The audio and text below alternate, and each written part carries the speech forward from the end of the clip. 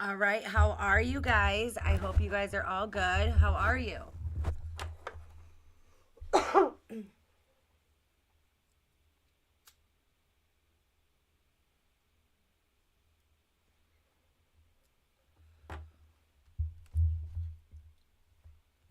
Okay, so I hope you're all good. And I'm sure some of you, I didn't see it. I didn't see it this morning at all. Um, so when it came out that evidence had been given back to, I'm assuming evidence went back to the mother, and then she did whatever she did with it. Well, it was posted on, let me just pull that up real quick, you guys.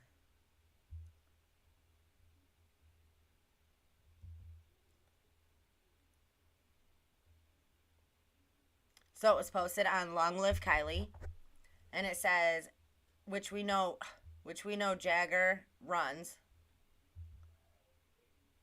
and it says, "Happy to have a piece of you with me now. I miss you, love." Right? And then the other picture that was with it was a necklace with a ring around it. Now, does anybody know who is in this picture? I think it's very odd. A, because if it is Jagger, then what? He dyed his hair? Some people were like, that's Sammy. But I don't know. Looks like, I don't know. It looks like a guy to me, but I could be wrong. But for those of us that had hope that this case could be re examined by an outside source, I'm not sure that that is an option given the fact that they won't be able to retest on anything because half the tests that were supposed to be done weren't done in the first place.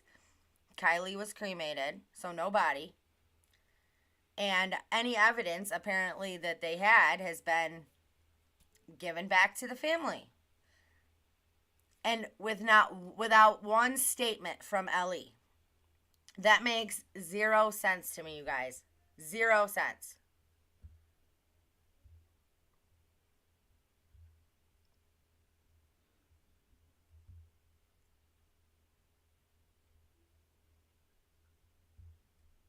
Crap.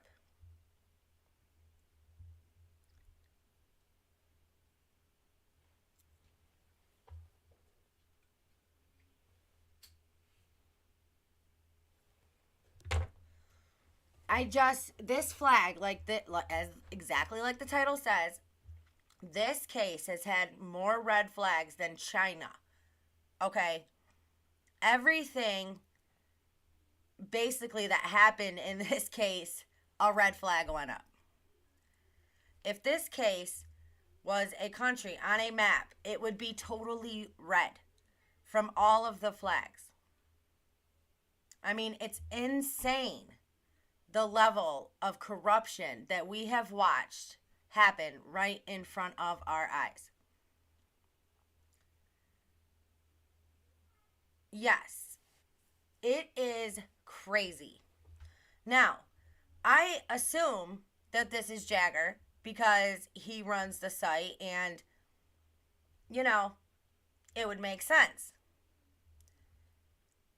What's terrible is this kid is going on social media saying, throwing it in everybody's faces, kind of like,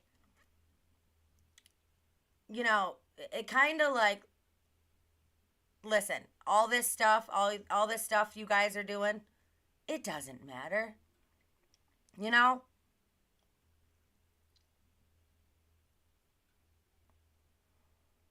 But it pisses me off that evidence has been released back to the family. The autopsy was like something we've never seen before. Doctors are like, listen, that's bullshit. It's crazy. And this whole thing played out all across social media, all on the news, all across the world. And we all watched this corruption happen. And it's so, so sickening.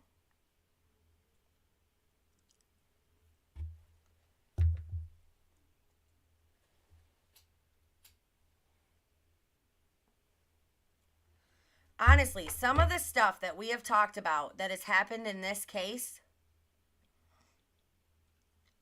it's I would have never thought we would be having these conversations that we've been having.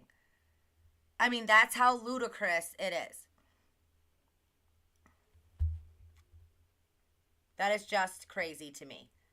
So I was upset when I saw this.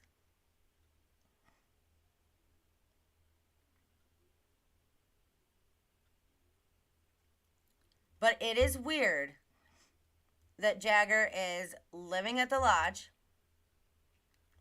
If this is him, that he dyed his hair and he's wearing Kiely's jewelry. Nobody else thinks that that's strange as shit.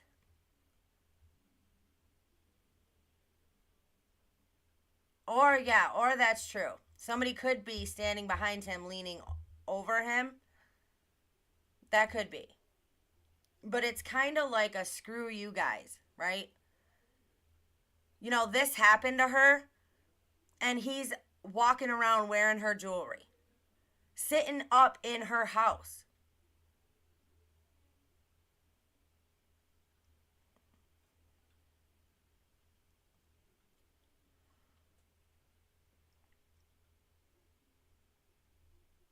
I just, it's crazy to me.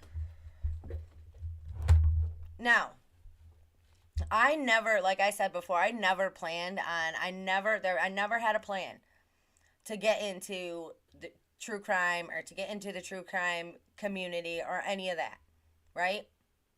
And then Kiely's case happened, and I'm pretty sure that I made my first video a week into the case. And not because I was like, oh, I want to, cover this case. It was because I could not believe the shit I was seeing. And I had to call everybody out. I was like, I'm calling everybody out because nobody's ever seen anything like this before. A case run this way. So that was my thing, right? So I made that first video, and then more crazy shit kept happening. More craziness that you never heard, And then that took us into everything that took us into. And look at everything that we've gone through and come up with so far.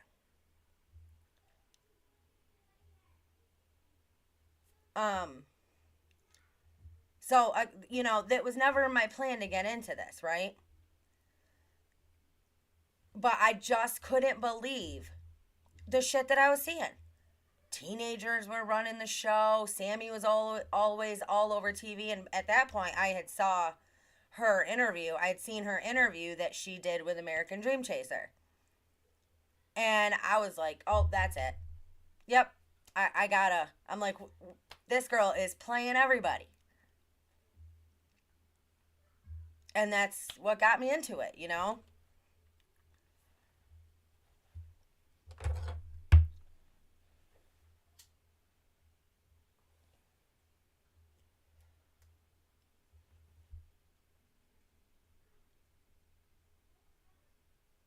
Okay, so I want to go over a few things because there is, I believe that they gave us, from the beginning, the local LE, from the beginning, we should have picked up, like the very beginning. It should have been picked up on what they gave us plenty of clues in the beginning that this was being run like something you'd never seen. Almost like what's the word I want to use? Not a drill. That's not the right word, but it's almost like that, right? And earlier I put out a quick video talking about Truckee and their crime rates, where they've claimed they've had 0 murders, only 1 rape, 1 burglary, and 18 assaults. I'm pretty sure that's what it was. And we all know that those numbers are bullshit. BS. It's so they can keep there. I'm telling you, Truckee, they are hiding a lot of shit in that little town that they do not want to get out. See, I just.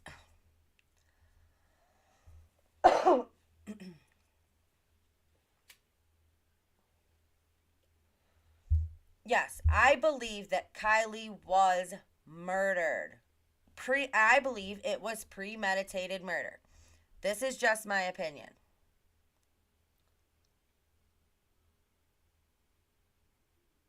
Um, and exactly like I said the other day, but I believe that they covered everything was covered up because there is something more sinister and more secretive within this town that they don't want any light brought to. I truly, truly believe that.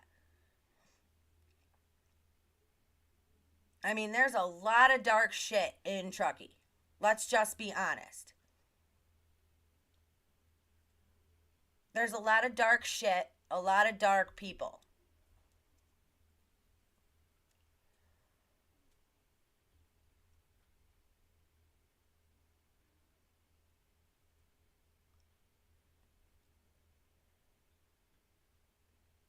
But anyway, so like I was saying, I got sidetracked.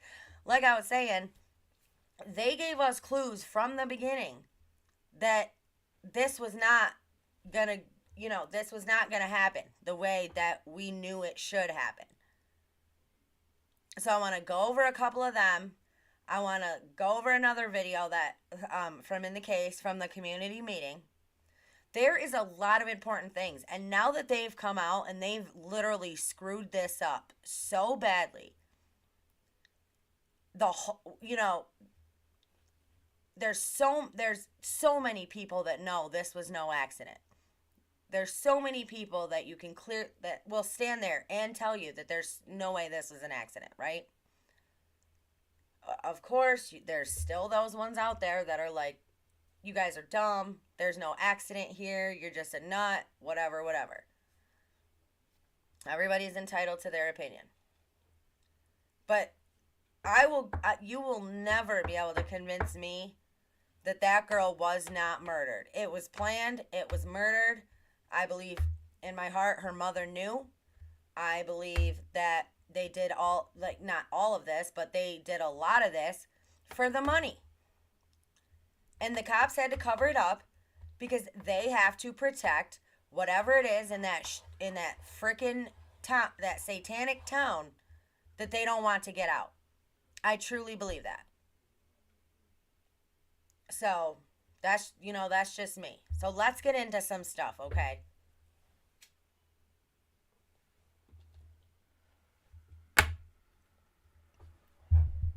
I just wanted to start with this jewelry thing because I will say it again. I just get a terrible feeling with that. I mean, nobody was there for this girl, including Mr. Oh, I love you. I miss you so much. You're my angel. Where were you when she was alive? Where were you when she needed help? Where were you? If you weren't there, you also weren't there to help her, to protect her, to be there with her. But I stand by my previous statements. I 100% believe Jagger knows exactly what happened to her.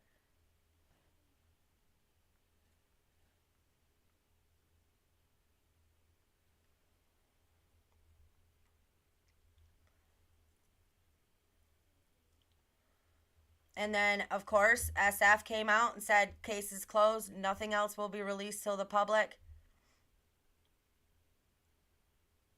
Yada, yada, yada.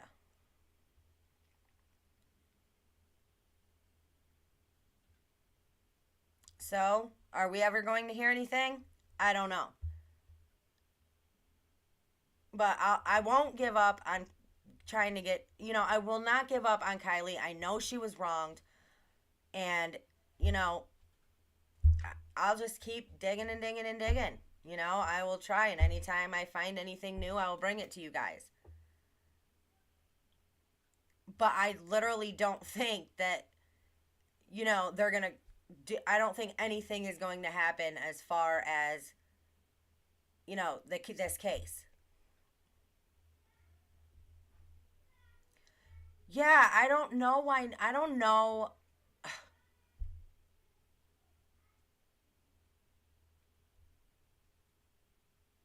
Yeah. I know. I gotta do something about that damn thing. I don't know what. Half the time it don't work. Right. Half the time it doesn't work. So, okay. So let's get into some stuff, you guys.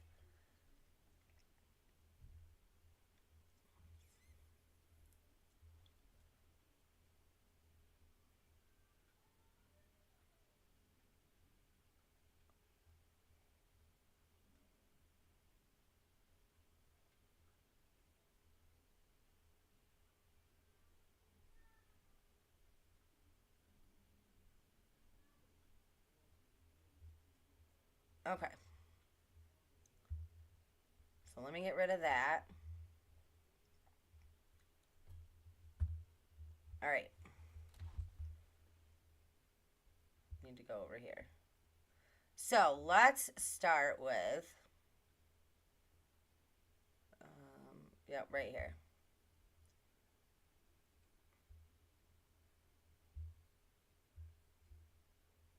We're here at the Truckee Recreation Center. This is just off Donner Pass Road, and this is really serving as the central hub for friends, family, and loved ones who are looking for Kiely. So I want you to take a look at what's happening right now. Throughout the day, we have seen detectives here as well, and community members have been being dispatched throughout the day to look for that teen. Need you to be looking out for Kiely and Kiely's car. Right now, Is anybody willing to go to Reno and maybe Midtown? Yeah, perfect. the search is on for 16-year-old Kiely Rodni. She was reported missing Saturday morning after she didn't come home from a party. Asked her to wake me up when she got home, like she always does, and she said, okay, and thanks, Mama, love. Ding, ding, ding. Red flag. Red flag in the very beginning of the case. Should have been everybody's first sign. But again, nobody likes at the jump off to go after the mother, right? Nobody wants to attack a grieving mother. Okay? Now, as we got to know her a little bit more and see her a little bit more, we realized that there was no grieving mother in this case. But anyway, sorry, back to the red flag. Should have been that she let her 16-year-old child take the car to a party where she knew they would be drinking. And then her daughter texts her at 11:30 and tells her she's going to be late. And the mom, what does the mom do? What does Lindsay do? She says, okay, wake me up when you get home, and goes back to bed. I said, no mother is going to do that. I mean, you wouldn't even call your daughter up and be like, hey, you know, I got your text. Are you okay? Like, what's going on? Why are you running late? Yada, yada, yada. If your daughter should have been there in the first place, which clearly she should not have been. Okay? So this story, this bullshit that you guys all put out to the entire world, talking about how you let your daughter go to this party when she was 16 years old and drive herself there and be responsible to get herself home. But you went to bed. You woke up the next morning and realized your daughter had not come home. You go to Starbucks to see if she shows up. 5 o'clock the next day. So you wake up, you realize your daughter's not there, you go to Starbucks, and then at 5 o'clock that evening, you report your daughter missing. I'm just saying, how many red flags have we had already? Love you. And that's the last I ever heard from her. Sammy Smith, one of Kiely's good friends, is organizing crews of community members who are looking for the teen across the Tahoe region. Glenshire. These flyers are posted in neighborhoods, downtown Truckee, and at campsites. So this is where everybody's hanging out. Kiely and I were meeting up right here a lot. Local young people call this open. Kiely and I were meeting up right here a lot. But in your other statements, you guys were pretty much together the whole entire night. Red flag. Open area near the Prosser family campground, the Sanctuary. It's a common place for parties. Sammy says she was here with Kiely Friday night, along with tons of other high school and college kids from the Bay Area all the way to Nevada. Right now our estimate is about 200 to 250, maybe more. What she and Kylie's family want to know is how many times had that number changed throughout this entire story? no one saw her leave in her silver Honda CR-V. Her car is still missing. I can't believe it. There has to have been one person. There are people sitting in cars. There are people everywhere around this place. She and detectives are begging for people who were at this party to come forward. Kylie's mom needs answers. My head is all over the place and I'm terrified. Bad thoughts are very strong and hard to keep at bay. Not for nothing, but your daughter, now it's the 8th when this is taking place, has been missing for 2 days. Not one tear. You can fake cry, but you didn't really cry. Red flag. But I'm trying to hold out hope, that we'll find her, that she'll come home. Now, I just spoke with the Placer County Sheriff's Office. They said something that's been really tough with this case is that because so many people at this party were minors and were underage drinking and doing drugs, that a lot of people haven't come forward. We do want to remind you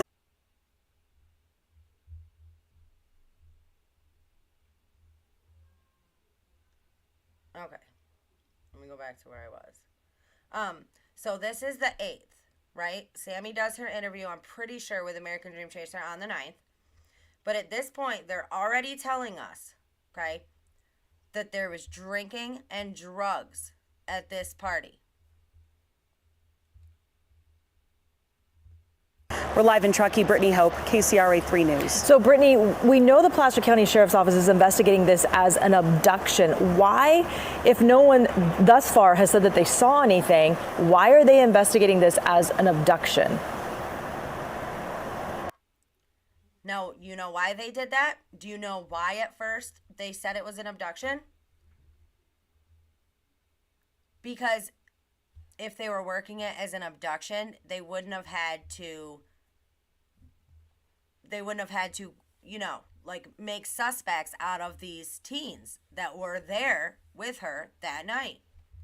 Lisa, the only reason they are giving me right now is just because they have not yet found her car. Now, when I asked the Placer County Sheriff's Office when they upgraded this to an abduction, they did say they are still considering other leads and possibilities that could include an accident, or maybe she just ran away.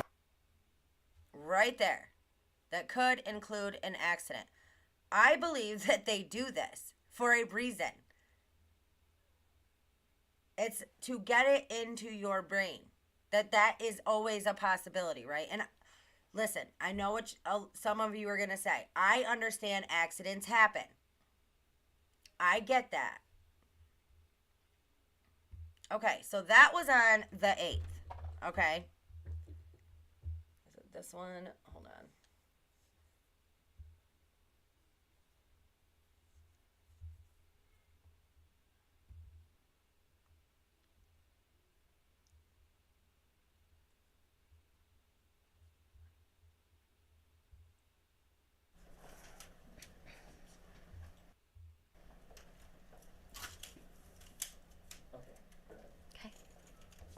Good afternoon. My name is Angela Musalam. I'm the Public Information Officer for the Placer County Sheriff's Office. Before we begin, we'd like to remind everybody that we are limiting each reporter question down to 2 questions, please, for the interest of time. We really need to get our first responders back out to the search to fulfill their mission to help find Kiely. I'm joined today by multiple law enforcement agencies who we are assisting and who are assisting us. That includes the Nevada County Sheriff's Office, the FBI, the California Highway Patrol, and the Truckee Police Department. our Placer County Sheriff's Lieutenant Josh Barnhart will be discussing the operational side of the investigation as it stands today. Now this is 4 days Good afternoon, everyone. after going missing. I'd like to start with Kiely and her family and just say that we are continuing every effort and every lead possible to this point. We've been in communication with the family constantly, in-person meetings with them to ensure that they're receiving every bit of information possible. We've also been keeping up with trying to push out as much information as possible to the community, and we really thank the community for stepping up and helping law enforcement in this time. We've come together as a community here with our partners in Nevada County, the California Highway Patrol, the FBI, Truckee Police. The FBI at this point has dedicated almost 50 personnel to this search for Kiely. They are out actively searching, knocking on doors, going to businesses, recovering video. At this point, we've collected just a ton of information and video from gas stations, private businesses, private residences, ring cameras, etc. And so we're trying to. You had all of that, all of them videos? Decipher that information to make sure that we're picking up on any tips.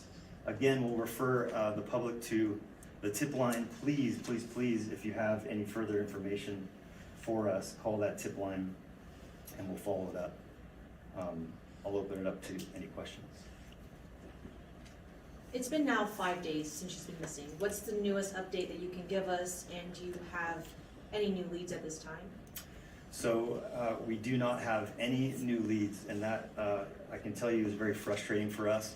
And so we reiterate that anyone, please, anyone that was at the party that night, please come to law enforcement. Please go to the tip line.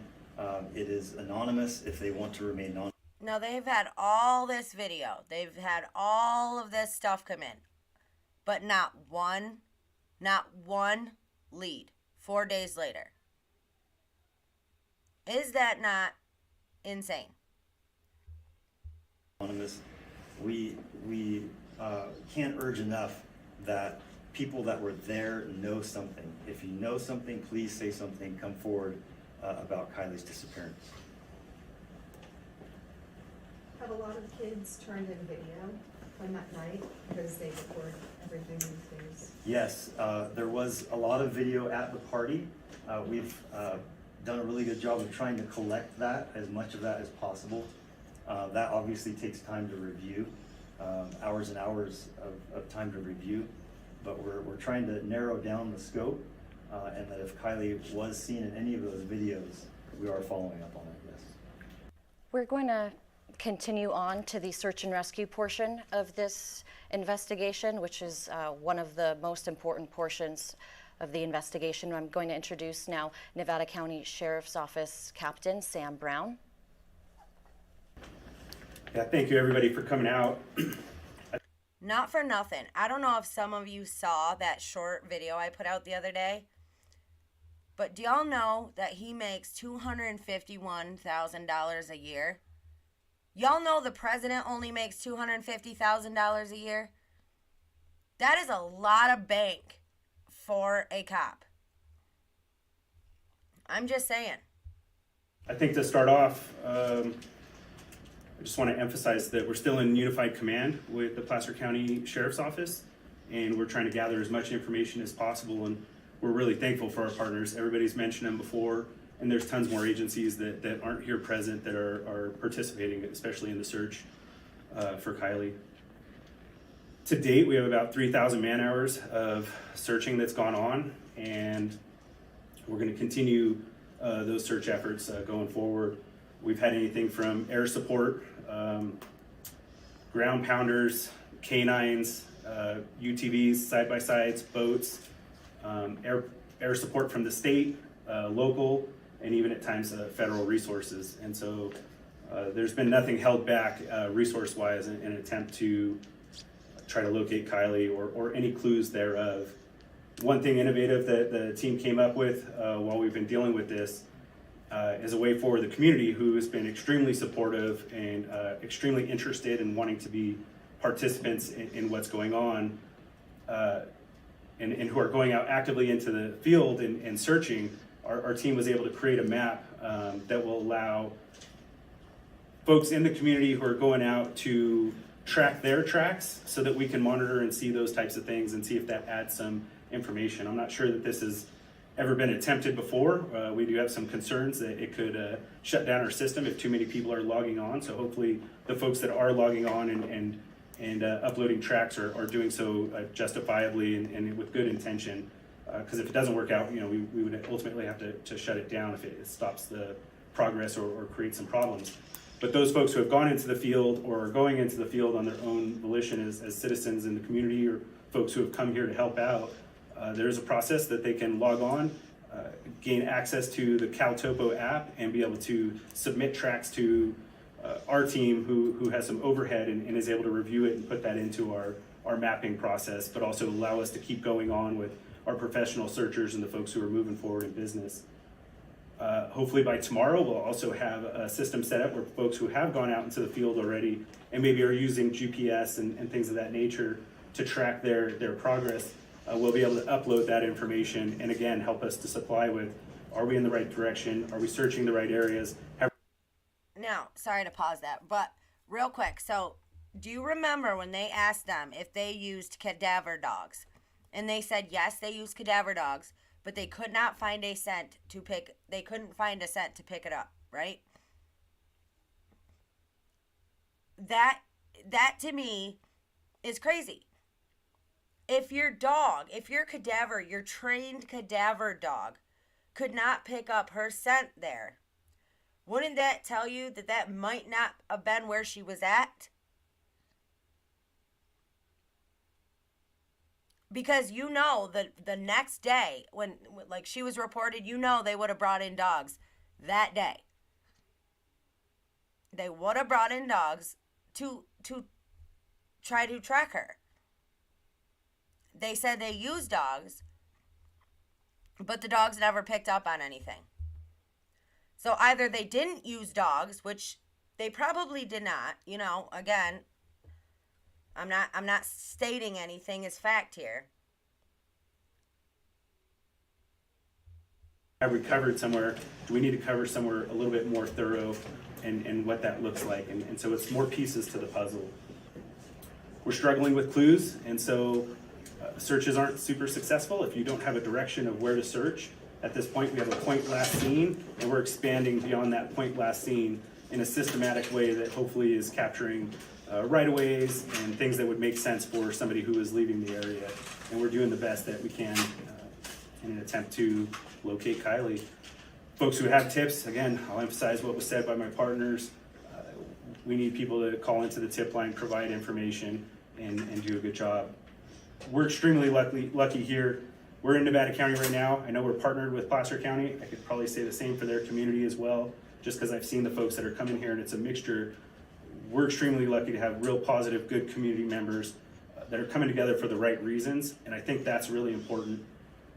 We had some conversation earlier with local radio about what's going on in community, and that there's some what we maybe refer to as bad players on the internet providing bad information or antagonizing like certain things, and really I would just hope that people don't continue to do that, and that we're looking for how do we have the best progress and make some gains on this extremely difficult situation. And I know speaking for myself and for a lot of the folks on our team, it's tiring for law enforcement as well, and we want to be able to supply all the right answers, especially to the family, and it's hard to look somebody in the face and tell them you don't have those answers. So once again, I'd encourage the public, if people know something, say something, bring us forward some information, and until we get that, we're going to continue to go through clues and digital data and all those things to help move our search in the right way.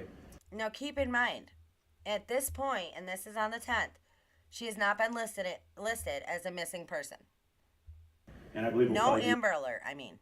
Not a missing. No Amber Alert has been put out. Some more Q&A at the end. Thank you. Thank you. Ever since last evening, we've had a few developments that I'd like to point you in that direction. We'll be having a crew come out and bring out an easel containing several pictures that I will then discuss in detail.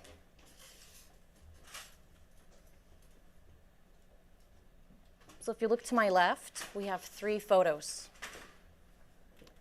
I'm going to start with the photo on the very right. That is the last photo of Kiely Rodni. She was seen just hours before she went to that party at the Prosser family campground, hours before her disappearance. This photo signifies exactly what she was wearing hours before her disappearance. You can see she's wearing not a black tank top, but a black bodysuit. She's also wearing a black studded belt, green Dickies pants, and black Vans shoes. This is what she was last seen wearing just hours before her disappearance. I'll point you to... Again, I will say, let's throw up another red flag here, because this is clearly not Kiely. I don't care how many people disagree with me. You'll never convince me that this is her. And you'll never convince me that this is a legit picture. We have gone through this picture. We have torn it apart. It is totally photoshopped. But again, you guys, and I've said this for how long? Why would they have to make up a fake picture to say this was her last sighting? And another red flag. They said this was taken at a business hours before she went missing, but they never named the name of the business that she was at. In any other case, they always tell you where the last person was seen.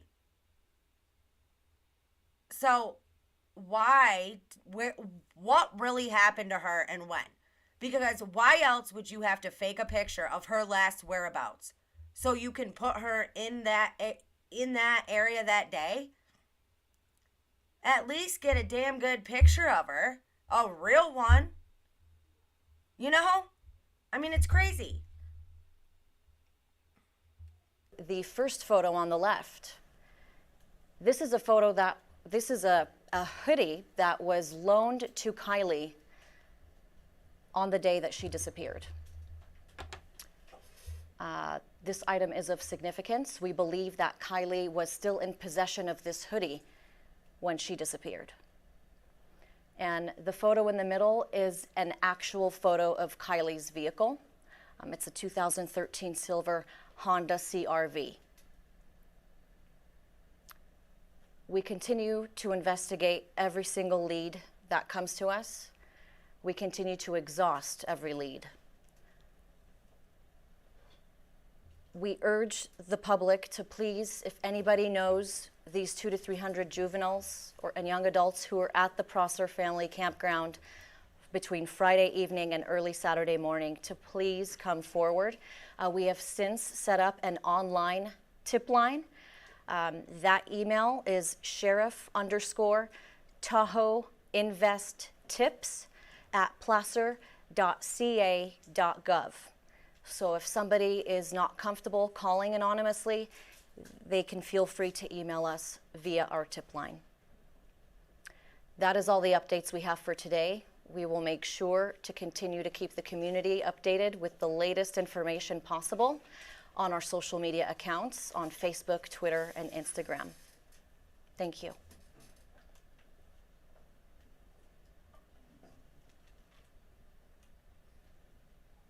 Judy House 101.5. Where was this photo taking at? Where was that surveillance? Which location? We are not releasing the location right now for investigative purposes, but it was a local business in Truckee. Not releasing the location. Why wouldn't you? You have a missing girl. This is supposedly the last place that she was seen. Why wouldn't you release it? That doesn't make any sense, you guys. Do y'all see what I'm saying?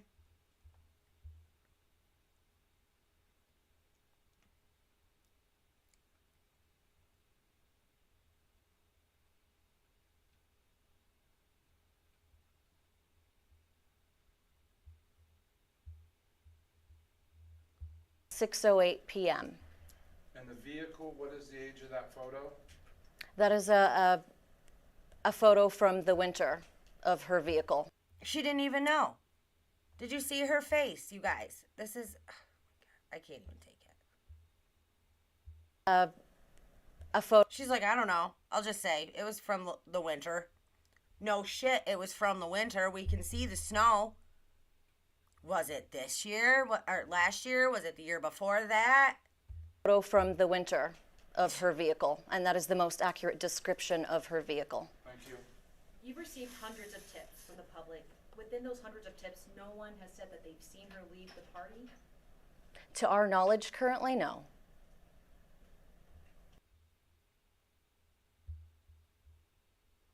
That they've seen her leave the party? To our knowledge, currently, no.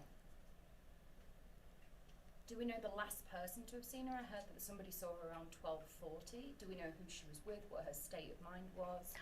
The very last appearance of her? Yeah, so our detectives are continuing to follow up on those leads. We don't have any solid answers right now. We are continuing to investigate that.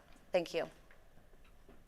A dog team was sent out this morning. Why today, and will you continue to send that team out in the future? Sure. Yeah, dog teams were sent out, but I believe they were also sent out on previous days as well.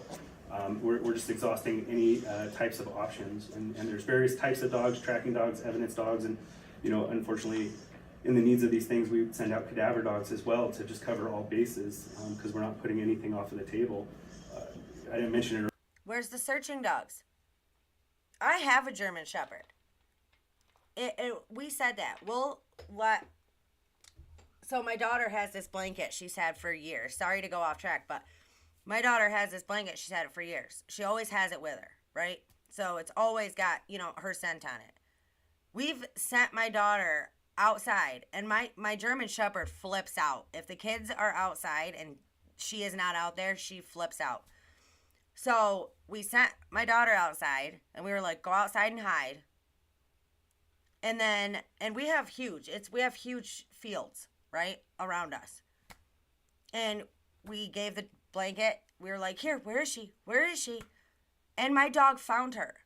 And my dog is not even a trained police dog.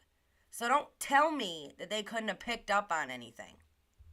Earlier, but we have swimmers in the water literally looking for evidence and things like that on locations that we think might have something.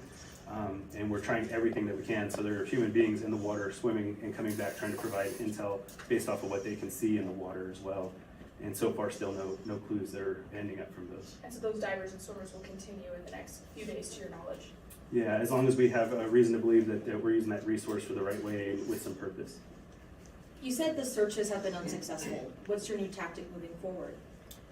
I wouldn't say that they're unsuccessful. Anytime you're searching an area and you don't find something, you also are clearing an area that may not have something. So it's still purposeful. Was sonar used in the lake at all in the search? Yes.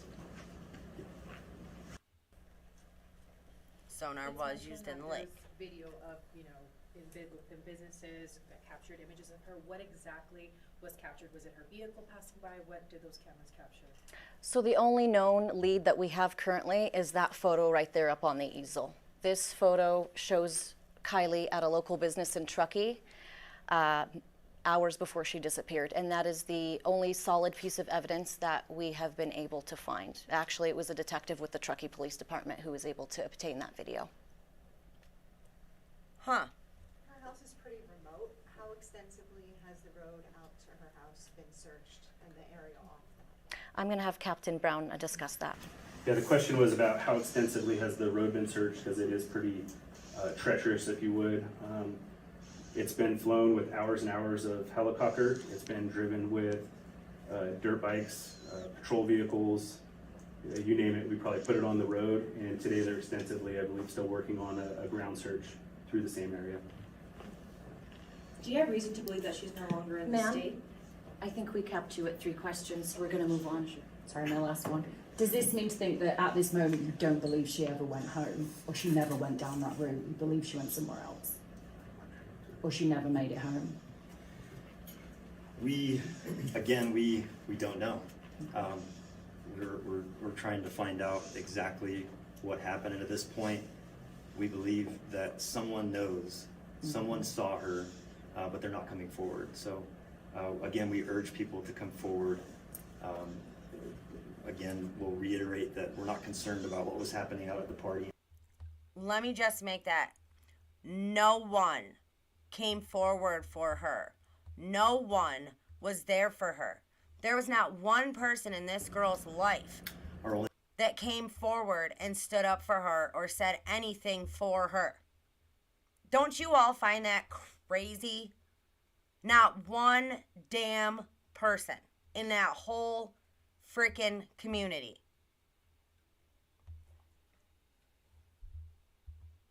Only concern is to get Kiely back. Now, you guys mentioned that the hoodie that sitting right there was the hoodie that was loaned to her. By any chance, did that person that loaned her the hoodie see her before she went missing, or is there any other? There's nothing in our investigation that has pointed to that. Her best friend said before that she was the last person to speak with her. Has that been confirmed? We continue to investigate and interview the people who last saw her to try and get more information. But so far, nothing has been able to lead us to Kiely. The hoodie, is that believed to be what she's wearing? Is that what? We can't confirm that. We just know that the hoodie was in her possession the day that she went missing. She was loaned that hoodie, yes. Is there any way to track her phone? Her phone has actually been turned off shortly after 12:30 a.m. Saturday morning, and it has been off this whole time. Any more questions?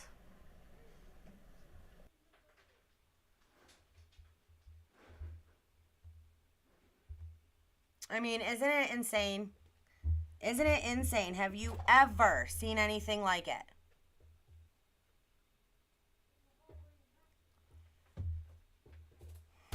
Yeah, you guys, I don't know, my Nightbot for some reason, will time you out if you do a bunch of emojis. I don't know why, but it does. I don't know. I've had a lot of problems with that thing.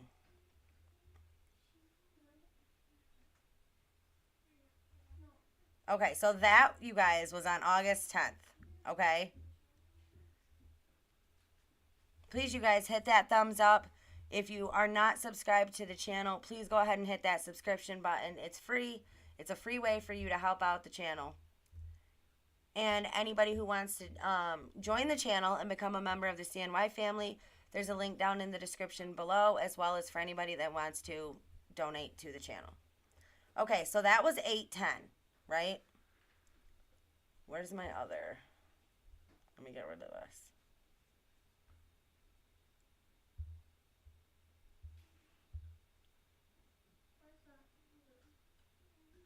Oh, no, I need to keep that one on there. Hold on. The community of Truckee. Since 1851. All right, that was 8:10.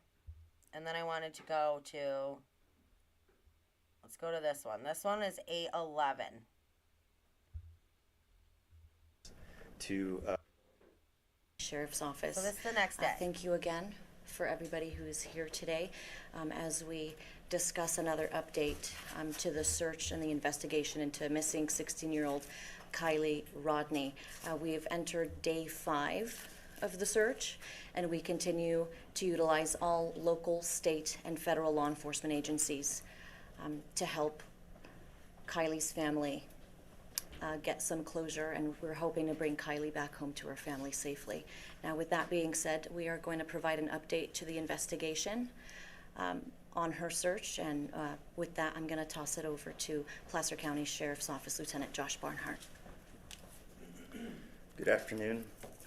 I want to start again by thanking the family of Kiely and just how supportive they've been of our efforts in conjunction with working the investigation and the search and rescue.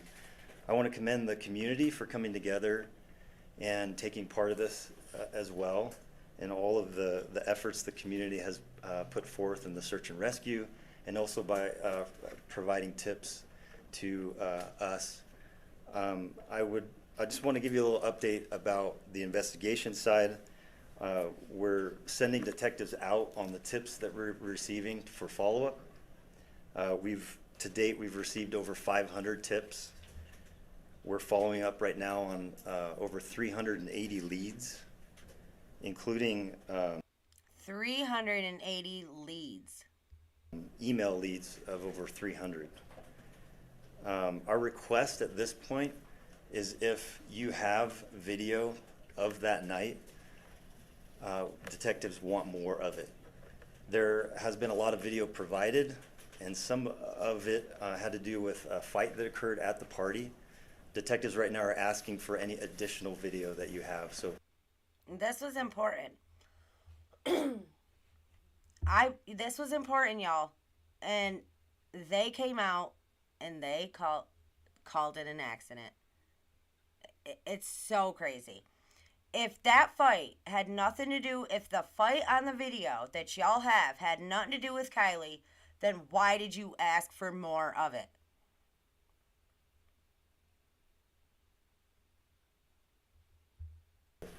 again, we urge you that you would please bring that forward. Again, we'll refer you to the tip line.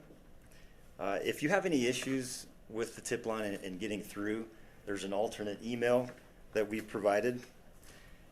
And as it came up in our community meeting last night, if you are hesitating coming forward to law enforcement, please go to someone that you trust, and I urge you to go to that person to come forward to law enforcement, and they can help you do that. Thank you. I'd like to now turn it over to Nevada County Sheriff's Office Captain Sam Brown, who will discuss today's efforts of the search and rescue. Good afternoon, everybody. We're continuing our search. Nothing has slowed down. In fact, I believe we have about the same amount of searchers as we had yesterday, over 100 volunteers, as well as sworn staff, Cal OES, and all kinds of people. We remain in unified command. Our partners with the Placer County Sheriff's Office have been amazing. CHP has provided us with a lot of space, resources, experts in certain fields, Truckee Police Department. Everybody that's been here, including Cal Fire and other folks that you wouldn't even necessarily expect to be here, have been great partners and are giving different pieces of experience and expertise to help us sustain and keep this going. To date, we have 4,500 man hours put into this search alone, which is astronomical in the period of time. We had an earlier meeting today with pretty much experts in the field within California, as well as people from Cal OES that oversee the entire search system for the state, and the law duty officers that answer within that to help us with mutual aid and things of that nature. We are still lacking clues, and so our searches are based off of probabilities of scenarios and different types of incidents. And so I would echo what my partner, Lieutenant Barnhart, had said, that we need information and we need clues. We need people to give us things, even if it's seemingly small. But we're going to continue our efforts, and I really want to thank the family. They've been pretty amazing. We're not coming forth with the answers that they're wanting, and we know that. That's hard for us, but the family has been amazing for us, and both mom and dad have been active players as well as the rest of the family, and trying to make sure we do the best we can for them. So thank you. I'd like to now direct everybody's attention back to that board.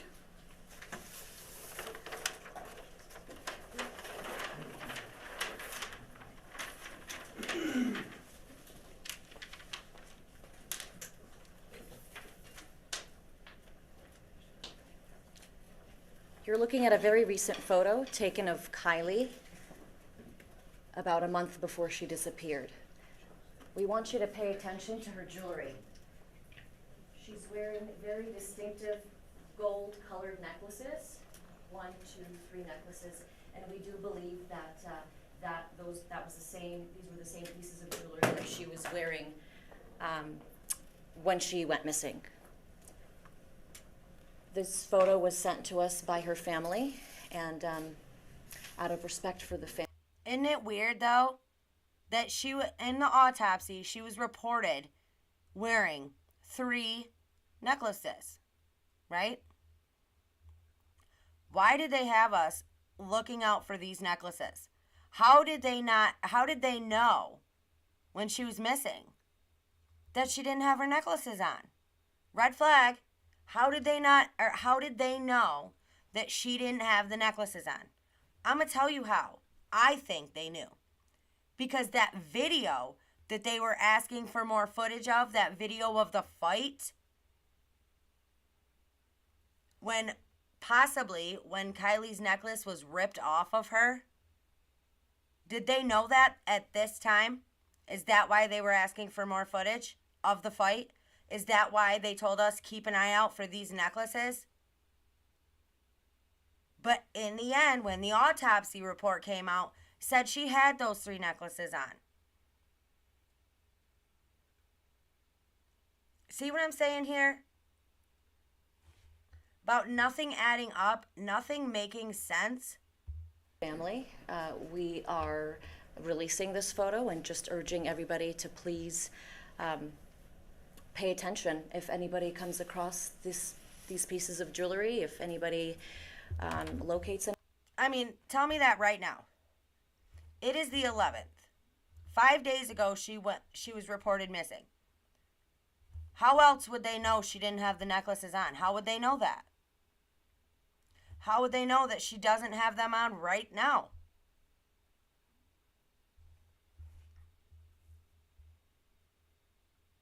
Let me see if I can.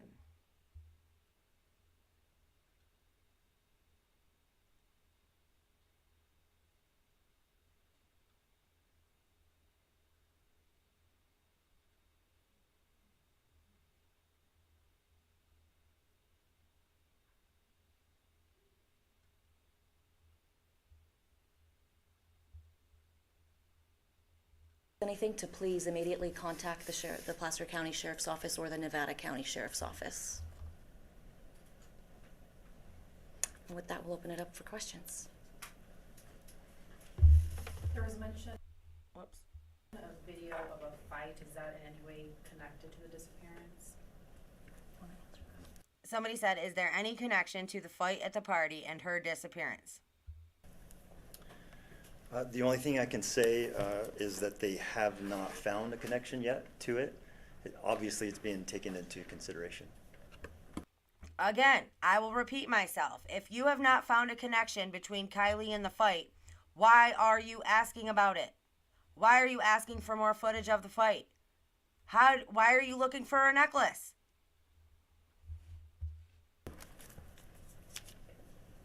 And this case is receiving a lot of help from larger agencies, the FBI, Homeland Security at one point. What is it about this case that it's attracting so much help from these larger resources? So as you know, when you are under the age of 18, you're a minor, you're considered very at risk, right? And you're missing. To this day, we still have not been able to locate Kiely or her vehicle. And that's very disturbing for us, for her family, and for the entire community. And because we are treating this case as an abduction solely as a result of her vehicle not being located, that now intensifies the search. And so we, again, will not leave any stone unturned, and we have requested the help of every agency who is willing to help us, and that does include many local, regional, state, and federal agencies, and we're very grateful for their help. And just clarification, you're treating it like an abduction but not labeling it an abduction? Correct. Okay, Yes. Oh, yes, Why sir. have some of the signs in town been changed to trash and debris and not with her information still? The little flashing orange. Sorry, I got trash cars and going by, I debris can't and hear. not with her information still. The little flashing orange signs, the fire department had put up stuff. It used to say Kiely, her description and stuff, but now it's saying bring your trash and debris to us instead. I don't have an answer for you. The sheriff's office doesn't control the signs you're talking about, but we can surely inquire and ask. Yeah, we've had lots of discussion about signage. One thing I will throw out is that Code Red and Everbridge, they're the 2 alert systems. Most people within Nevada County and Placer County are aware of those systems. They're used for emergencies, fires, things of that nature, not typically with missing persons. Due to the struggles of trying to get certain messaging out and higher level messaging, we started releasing our Everbridge and Code Red messages today to include phone call, text message, and email.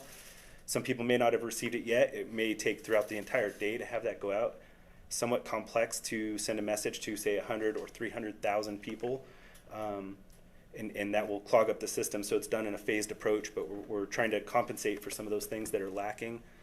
We've even heard that maybe signs were being pulled down in certain areas of missing posters. Luckily, through the Code Red system and things like that, I don't have as much experience with Everbridge, but we have about an 80% enrollment for Nevada County. So out of our 100,000 residents, that message should hit about 80,000 residents, and could even be non-residents if they ended up registering for our system. So we're trying to compensate for some of those things. I would just like to reemphasize, I mean, I think the reason that everybody is in this room right now is this is getting a lot of attention, and a lot of people are aware of it. The more messaging that we get out, we firmly believe is a better way to do business. But most people are aware, and we're trying to make sure that everybody's aware to the best of our tools. There is still business and things that have to go on in life, and some of those entities that aren't working in our system maybe aren't as aware of, hey, like, even though you have these responsibilities for debris or trash, that, hey, we could still use some of that help and things like that. But there are still other things that do need to go on. Our emphasis is in the search for Kiely, and we're putting that energy into it. Is there a specific area, geographic area, where the search is being conducted? I mean, we were talking about searching, but is there a specific location, or is it still pretty broad at this point? Tough to answer. I mean, to truthfully answer, we have a point last seen and a point last known, and that's confirmed by digital evidence and individuals, and that's our focus. And so when digital evidence was that Photoshop fake picture of hers. When we meet with all these experts in the field and we say, hey, here's our search, here's what we've done, here are the amount of hours and tracks and different things that are going into it, are we missing something? And the answer in the room is no. So then you start to play out your scenarios of, is this a missing person who went off the road? Is this a traffic collision that occurred? Is this some sort of an abduction or even a violent crime, or any of those types of scenarios? And well, if it was a violent crime, you wouldn't say that it was a violent crime, because y'all don't report that. Apparently in Truckee, that does not get reported. And then you have to start to think is, how does that search then get impacted by that? And the amount of time that's elapsed, somebody could cross into a different country, a different continent, all kinds of things could happen. And so to focus a search is complicated. So the reason we're constantly in front of the media, trying to do community meetings, trying to use Code Red, trying to work on things like the Amber Alert and things that people are really frustrated about. We just want the word out so that people are looking, and we're getting tips from all over the country. I don't know that any of those have panned out, but we're getting tips from all over the place. And we have other countries that are even asking and wanting to talk to the family. So there's support, I think, because people feel that they could be in this same situation themselves. We just want word out so that more eyes are out, because we don't have an exact spot to look for. And that is unusual, especially with a large object like a car. Is the navel piercing, is that a unique piece of jewelry? And also in the beginning, there was reports of a nose piercing as well. Are there two unique pieces of jewelry there too? Because that looks pretty unique, other than just the necklaces. Is there anything about that that we should be looking for? Because you just asked us to look for necklaces. Has there been any thought about that? She certainly does have numerous piercings with numerous types of body jewelry, but at this point we're focusing on her jewelry. On the necklaces. We were told that she always wears this type of jewelry. So then how do you know she's not wearing it right now, wherever she's at? Right? I mean, holy cow. And so in case anybody from family or friends is searching for her and maybe happens to come across these necklaces, you know, we'd want anybody who comes across this to please call us immediately, because that certainly will provide us a new tip in a new direction. You could not convince me. I believe 100% that they have on video what happened to her. I believe that. That's exactly why they had people looking for the necklaces. And then you never heard about them again. And it's the same thing with the freaking keychain. You got everybody looking for how in the hell, 5 days into this, do you know that she don't have her necklaces and she don't have her keychain. Unless you have evidence of her not having it. My holy cow.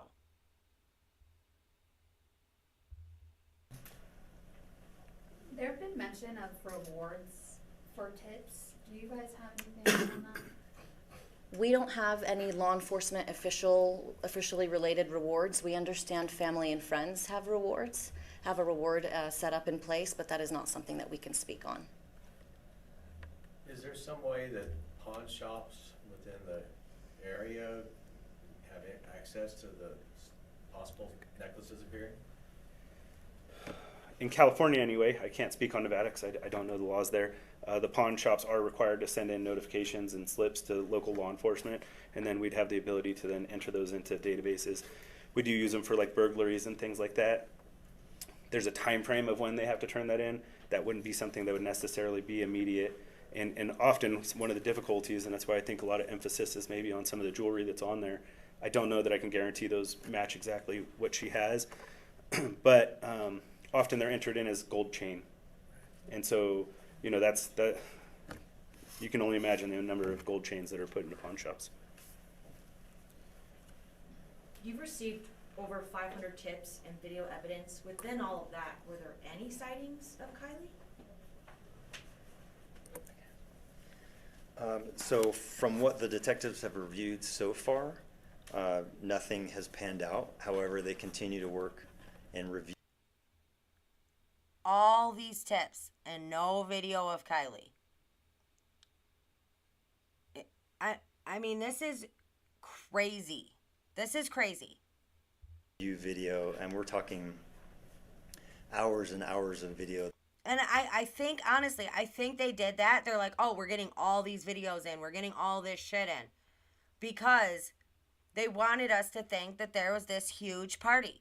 You guys, I've told you, I believe in my heart that there was no big party. This was a setup of a small group of people, and they did this to her. So is that the video that they have? You know, what was done to her, and no videos or photos of her at this party because this party never freaking took place?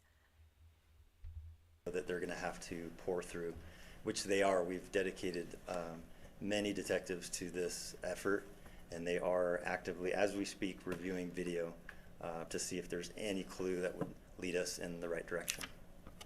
And Lieutenant, may I ask one more follow-up question? I think this might be important for a lot of people. A lot of the people that we're dealing with here are juveniles. And a point that you mentioned is the fact that if you're not comfortable coming to law enforcement, to go to someone who is comfortable going to law enforcement. Why are you telling us that today, and what's your messaging behind that? And what do you want parents to know? And maybe on the off chance that a child is seeing this on social media or however they're seeing it, what do you want them to know? So, you know, we understand that the uniform can be intimidating, and so we don't want that to be a stopgap for these juveniles. In speaking with community members last night, we were speaking about that fact, and you know, if you have a coach or a mentor that you trust that can come to law enforcement for you, by all means, or use that as an avenue. And so we just don't want there to be any hesitation on the part of these juveniles to come forward with information. The Code Red system is something that's been in place. Why is it just now being used to find Kiely? Yeah, we have been talking about it for a while. It does take a lot. You have to break things up geographically. There are some things. It's not a traditional tool. It's not intended for a missing person. We had some faith that some of these other systems were going to move forward, and we put some emphasis onto it as we kind of built out a strategic plan to push out our Code Red. It takes multiple people. It's not like a one person. I can put out a Code Red pretty quickly on like a radius or something like that. But if you jam the system and it stops working and you got to wait for reset, and then half get it, half don't, a person here, and it causes some confusion. So we've been working on it for probably a day-ish, you know, yesterday into the day, and we were trying to pick out a strategic plan to put out with Facebook to notify and really we're kind of hoping for a resurgence of bodies, right? Volunteers are getting tired of being in the field and searching. They're coming out because they care. I did search and rescue for a long time, and the love and energy that comes out selflessly to do those things, it can get exhausting when people aren't seeing that there's a goal or a direction, and we're all feeling that. So we kind of try to pick our planning of our timing to be effective, and also some of the things that it takes logistically, and I'm sure Everbridge is relatively the same. We're trying to work in conjunction and make sure our message is clear and concise and matches and things like that. Our hope really for putting out today is that we can get a real surge of searchers and things coming into this weekend and reinvigorate. And we talked to family today about, you know, the potential of messaging and things like that, to let people know that they care and they're on board and they really appreciate the community support and the things that are going on. But you know, we're trying to be strategic about things, but try not to abuse or lose things and stuff like that. So I'll leave it at that. You know, it wasn't necessarily perfect, and maybe it could have used earlier, and we acknowledge that. We didn't really know it was going to be what it is either, and so this has grown into something that wasn't really anticipated in day 1 or 2. We do searches all the time. Nevada County probably goes over 40 searches every year. Not to this extent, and things that don't usually go this long, because we're usually pretty successful. So damn, how pretty many stressful missing on people us as come well, up and in your area? more so on the family, and it's hard to look Sounds at them like and a not lot. have answers. So yeah. We're going to take 2 more questions. Is there, on your recent release that you came out today of agencies that have been assisting you, we noticed that Homeland Security has been removed from that list. Have they stepped away from the investigation? Are they still actively here, or have they pulled out? We had Homeland Security listed earlier because they were assisting on some technical aspects of the investigation. It caused a lot of questions, and that may be why they've been removed at this point. I can tell you that there aren't any personnel involved from Homeland Security at this point. Did y'all hear what he just said? I can tell you that there aren't any personnel involved. Oh, hold on. I gotta go back. Sorry. I gotta go back a little farther. He said it was causing too many questions, so that's probably why they're not with us anymore. You guys, I am telling you, they don't want all these people were asking too many questions, so they had to. Nope, no more. Assisting on some technical aspects of the investigation. It caused a lot of questions, and that may be why they've been removed at this point. I can tell you that there aren't any personnel involved from Homeland Security at this point, only FBI agents.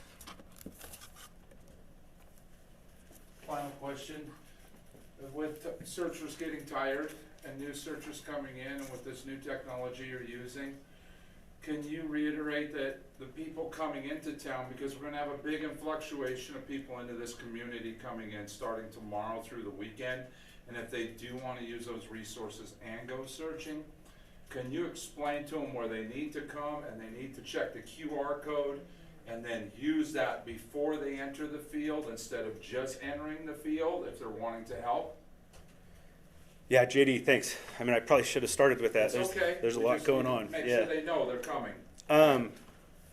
Outside the box thinking, the teams came up with a great idea to create a mapping system for civilians and folks that aren't necessarily professionally trained to do certain things. The family has a trailer here in the rec center's parking lot. Rec center's been fantastic, allowing us to use this area and conduct media and community relations, but the family's been out in the trailer in the parking lot with the assistance from friends and community members. There's a system that allows you to log on to the CalTopo app. It's designed specifically for people trekking out in the woods, things of that nature. Also, we use it for search and rescue, emergency evacuations, and all kinds of things. People in the field can download the app, come down here. It can be accessed off of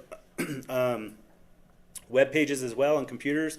But our goal for having the civilian side of CalTopo is people going into the field and helping us narrow areas that have been looked at and searched.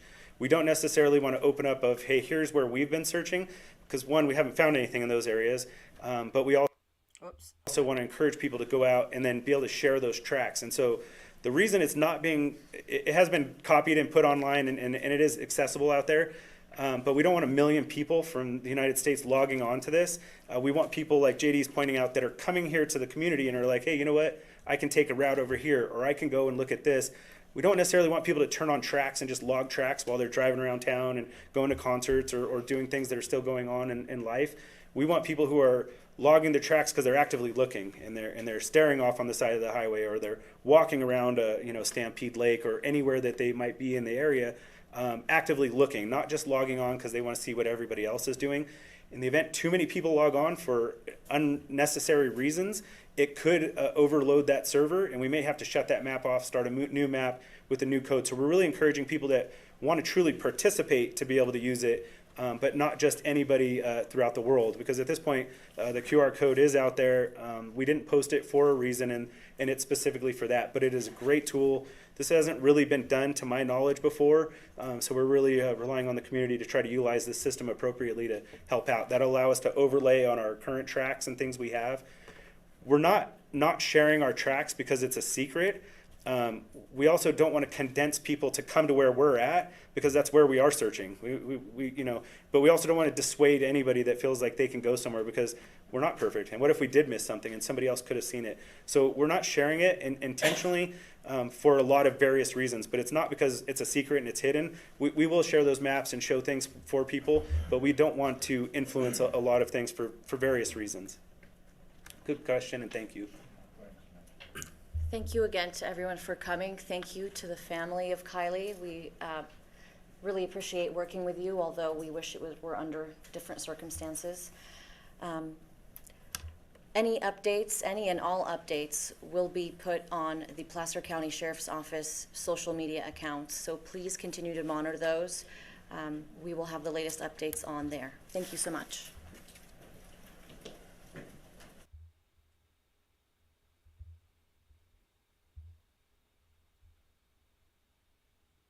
Okay, you guys. So. Oh, okay, my bad. It's crazy.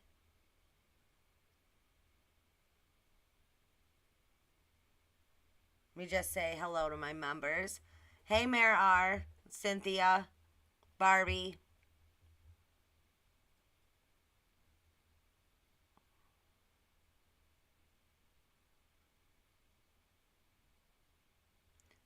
This town, y'all, is like something I have never seen.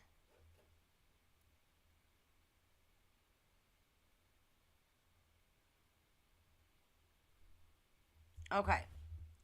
So I really want to play the community meeting. And this was when Lindsay was up there hugging up on Sammy. You know, all of us saw that. And we were like, what in the actual F, right? Couldn't believe it. Again, and I will say this again. Still to this day, a grieving mother, I have not seen. Have not seen. I don't know any mother that would act the way that Lindsay has, period.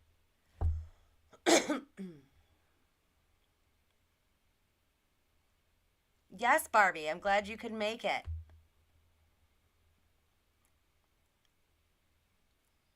I think a lot of times, especially in a case like this, I think a lot of times it helps to go back to watch things over.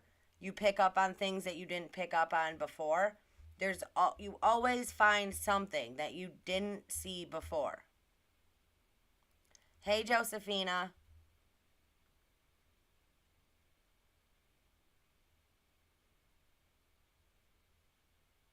So that's why I do that. Okay. But yes, I want to talk about this community meeting.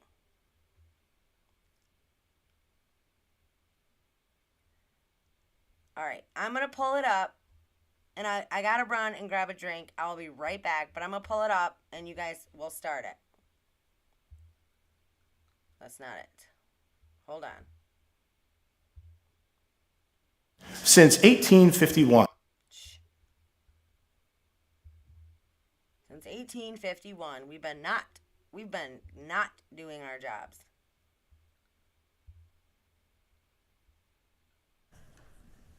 Good evening, everyone.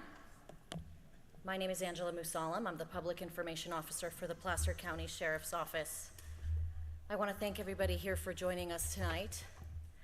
I also want to thank the Rec Center for allowing us to use their facilities during this extremely challenging time. We'd also like to thank Nevada County Supervisor Hardy Bullock for being with us here tonight. This is a joint incident, unified incident search for Kiely Rodni, and so we're extremely grateful to be working with multiple agencies, including the Nevada County Sheriff's Office, the Federal Bureau of Investigations, the California Highway Patrol, and the Truckee Police Department. I'd like to now introduce our Placer County Sheriff, Wayne Wu, for a few words.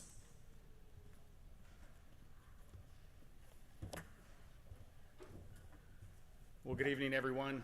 Thank you so much for being here tonight. On behalf of Sheriff Moon from Nevada County, we can't thank you enough. You know, the Tahoe Truckee community is a very close-knit, special place, and I think it's evident what a special community this is with the outpouring of support that we've received thus far in our search to find Kiely. You know, when this started, Sheriff Moon and I both dedicated every resource possible that we had at our disposal to try to find Kiely, and we will continue to do so.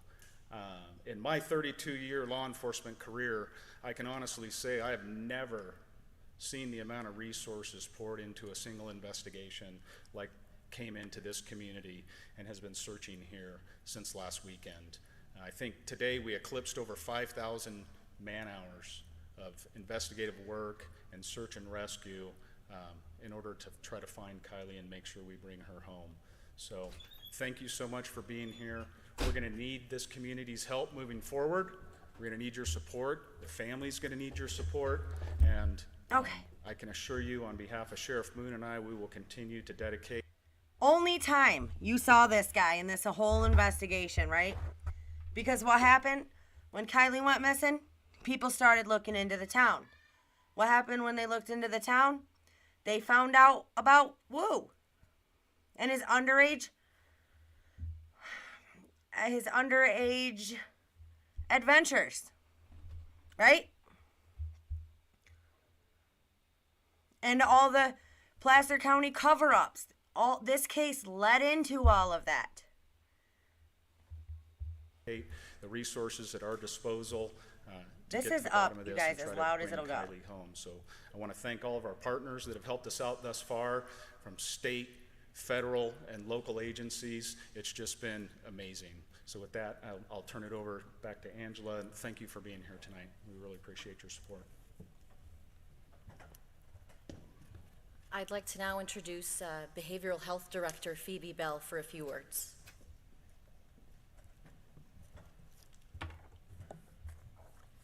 Hi, all. I'm sorry that we have to be here together today. And not for nothing, but is it common in a case to have behavioral health there? I've never heard of that.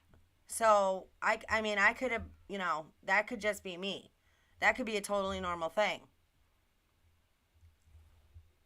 And as always, I'm glad that we are together, and that is what we do best in this community, wrapping around each other.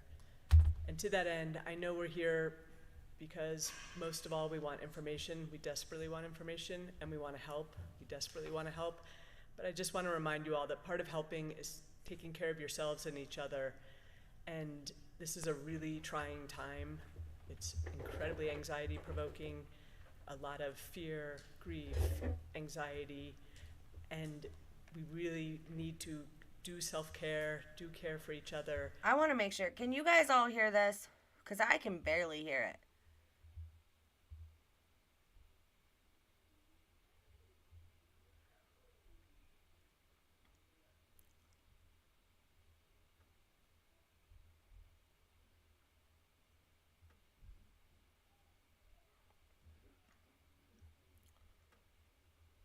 So can you guys all hear okay?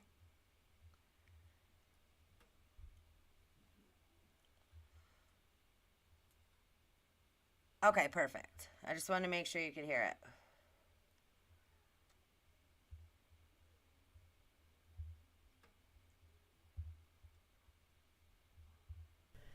I want to let you know about some resources that are out there if you need them.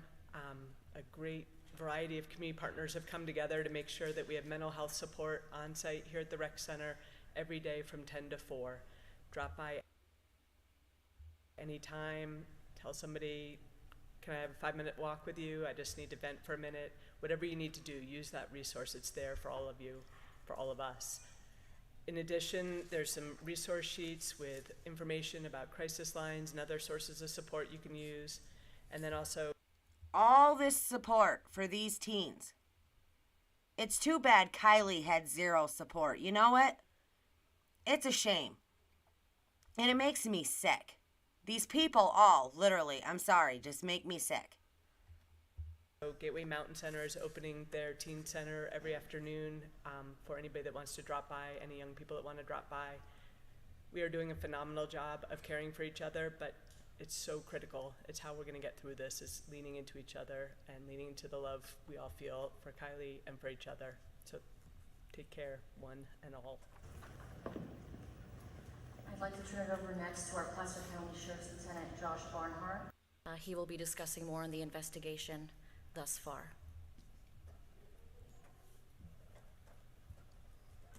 Good evening, everyone.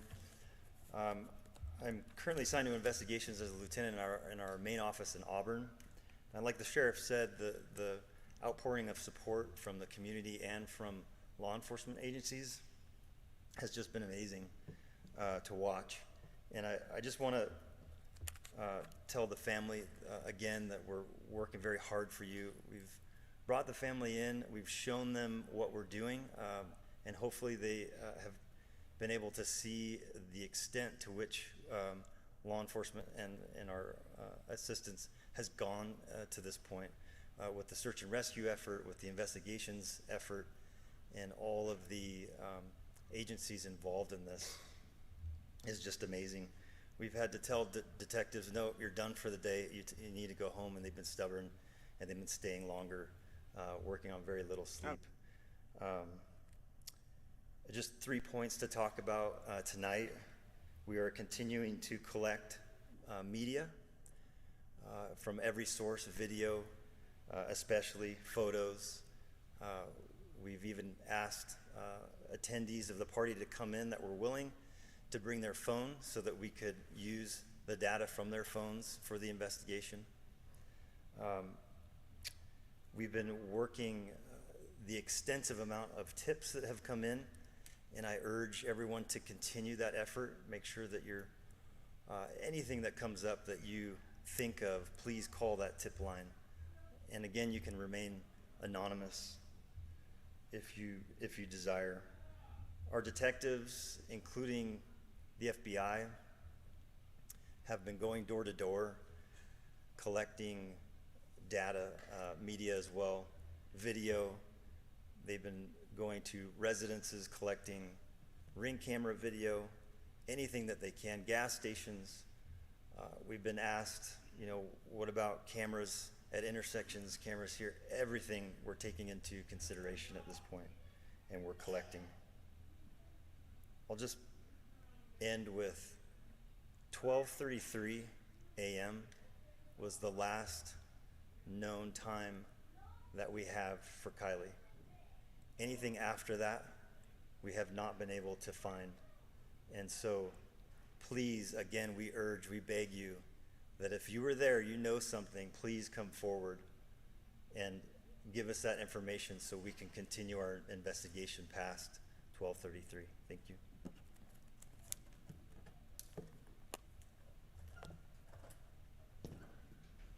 Next, you'll be hearing from Nevada County Sergeant Hack. He's been in charge of the search and rescue effort. I want to thank everybody for being here today. So far in our search and rescue effort, we have over 16 agencies that have worked with us We have in the field today, again, over 100 volunteers searching. We are utilizing resources from the local, state, and federal level to help us with the search. Equipment-wise, we are searching with motorcycles, 4x4s.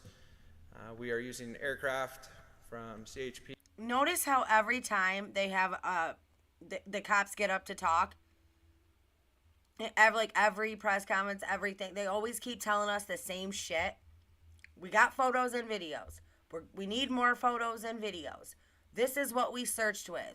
This is where we searched. It's always the same shit. From Washoe County, from Placer County, and from the Office of Emergency Services. Since I talked to you yesterday, we have doubled the amount of man hours. Yesterday we were at 1,500 hours, and we are now at about 3,500 hours dedicated by volunteers in the search effort. We have partners from throughout the state who are cooperating with us remotely to assist with our mapping and our search and rescue effort. Our search area has extended as far north as Searville. To the east, we've reached all the way to Verdi. We've gone south of I-80, below Truckee, and we've reached beyond Jackson Meadows Reservoir to the west. It's a very large area, and our searchers have been putting a lot of hours in, and they're dedicated to assisting us in this search effort. That's all I have for you now. Thank you. Nevada County Sheriff's Captain Sam Brown and Placer County Sheriff's Captain Troy Sander would like to say a few words.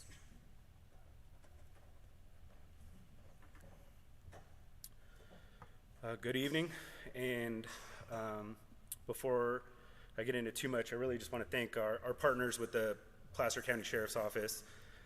Excuse me. Being in unified command has amplified our abilities drastically, and they bring a lot to the table. We also have the Truckee Police Department, CHP, every federal, state. We've even had the Air Force. There's too many people to thank, and not really have good answers for you guys. So we're trying our best. Our people are exhausted, they're tired, but they're showing up every day, putting a smile on their face, and really doing the best they can. What I am really appreciative of is the community support and the things that everybody's bringing to the table. We created a mapping system from some of our SAR folks. CalTopo is a huge tool that we use, and it's allowing the citizens in the area and people who are coming from way out of the area as well, because I've talked to people in the parking lot that have come from out of state and in different various areas, to be able to provide some of the tracks and things that they're doing within the area, and allows us to create more mapping and show more detail and more information. And that's what we're lacking right now, is more information. And although we can't necessarily direct those sources and provide certain things, it gives us more information and more direction of where to go or where not to go. And those are all really important. And so if you haven't been by the family's trailer in the parking lot, we do have a system set up where you can help collect your tracks as well.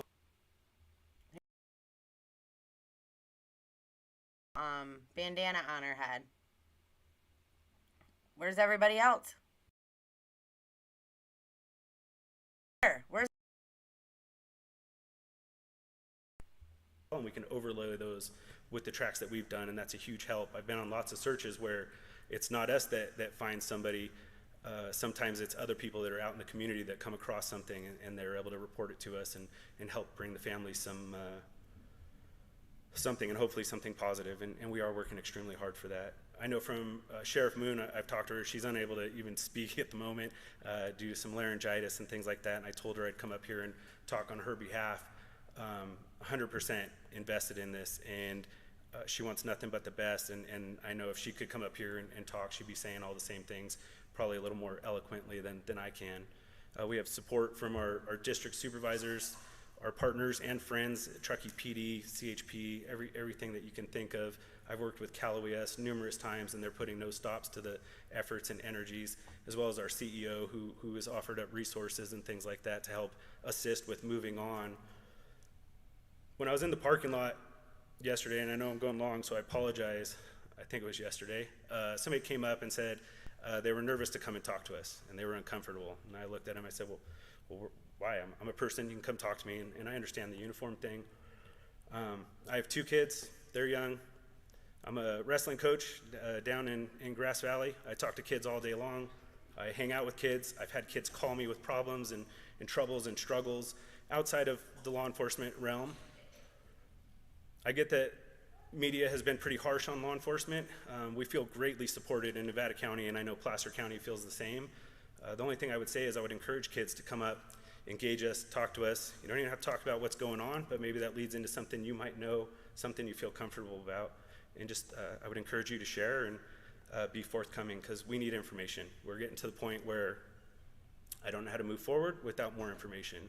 And the family's been great. We appreciate you guys, and thank you.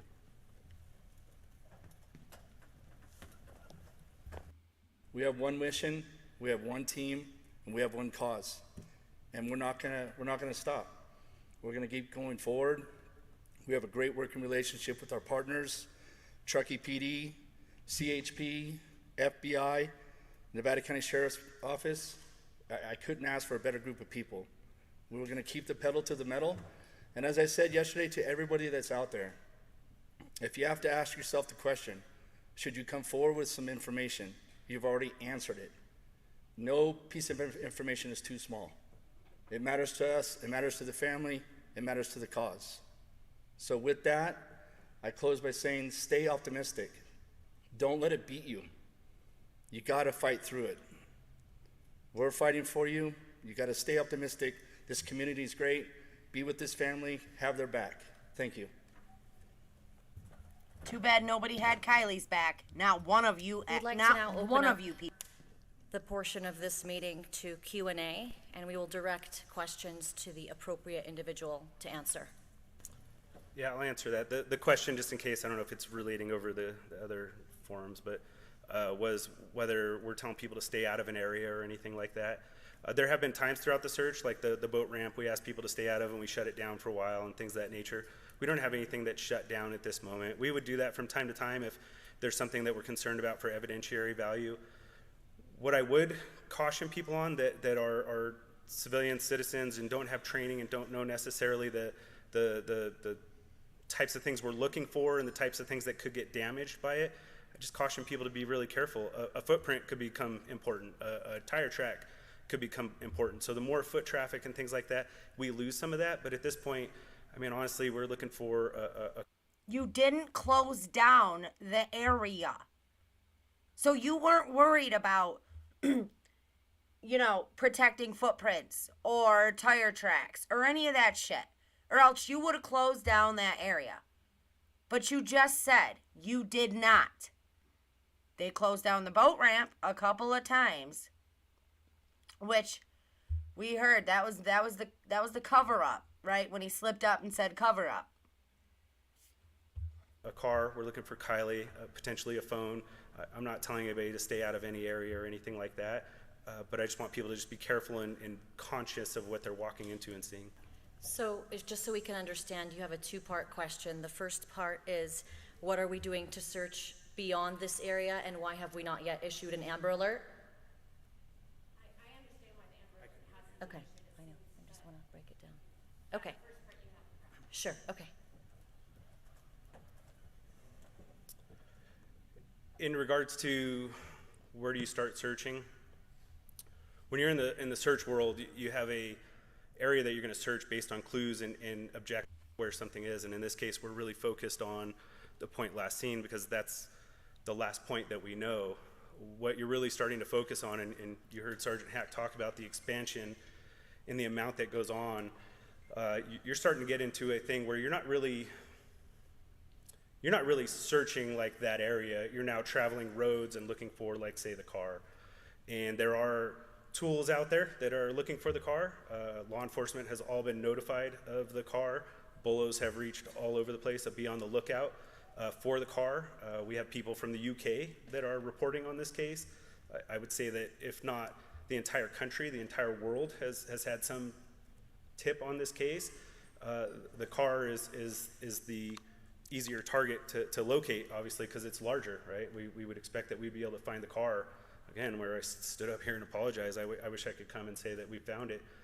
When you talk about expansion, and you're going to send people on countless days and hours, but just to search anywhere randomly with no cause, there's no, that's just not a responsible thing to do, and it doesn't give us any goals of where we're going. So I will say that there's tools out there, there's pieces in place to try to locate the vehicle, and as well as Kiely, and there's still in the background lots of investigation that's going on with what Lieutenant Barnhart was talking about in the investigative world that hopefully will lead us to some clues and things like that. But to honestly just say, hey, where do you search? You know, we are looking at, say, Stampede Lake, Boca Lake, but then where do you stop? Do you look at the bottom of Tahoe? Do you look at wherever? And those aren't things that we can do. I mean, we are just people, just like everybody in this room, and we have the. But I'd still even remind people that, like, it is out. Everybody knows. We're trying to put it out as much as possible. I know it's a bone of contention. We don't control the system, but we're trying to justify as much as possible the reasons of why we believe that it should be in the system. And we agree with you guys. There's none of us that are disagreeing with you guys, but we're trying to work within a system that's designed that we don't control. And so, I mean, honestly, in all these press conferences that we have listened to, all I have heard them do, and I'm not, listen, I am not a defund the police. I believe that we need police. I believe we need good police that care about people and that are really doing it because they want to help people. Now, I have no vendetta against any of these people personally. None. But it seems like every time they get up and talk, all they do is give you excuses on why things aren't done. They give you excuses. That's what it sounds like to me. And now I'm not judging them, like, I'm not being like that just for no reason, right? Just because. We know how this ended, right? We know now what we didn't know at this point, that it was going to be come out and called accidental. We know that it was not an accident. So now going back and listening to everything and looking at everything again, you really see, like, you watch the corruption step by step, the cover-ups step by step, you watch it all happen. That's all I'm saying. Hold on, I'll go back to that. I just want to make sure that, okay, I just wanted to make sure that my stream was running good. I thought I was,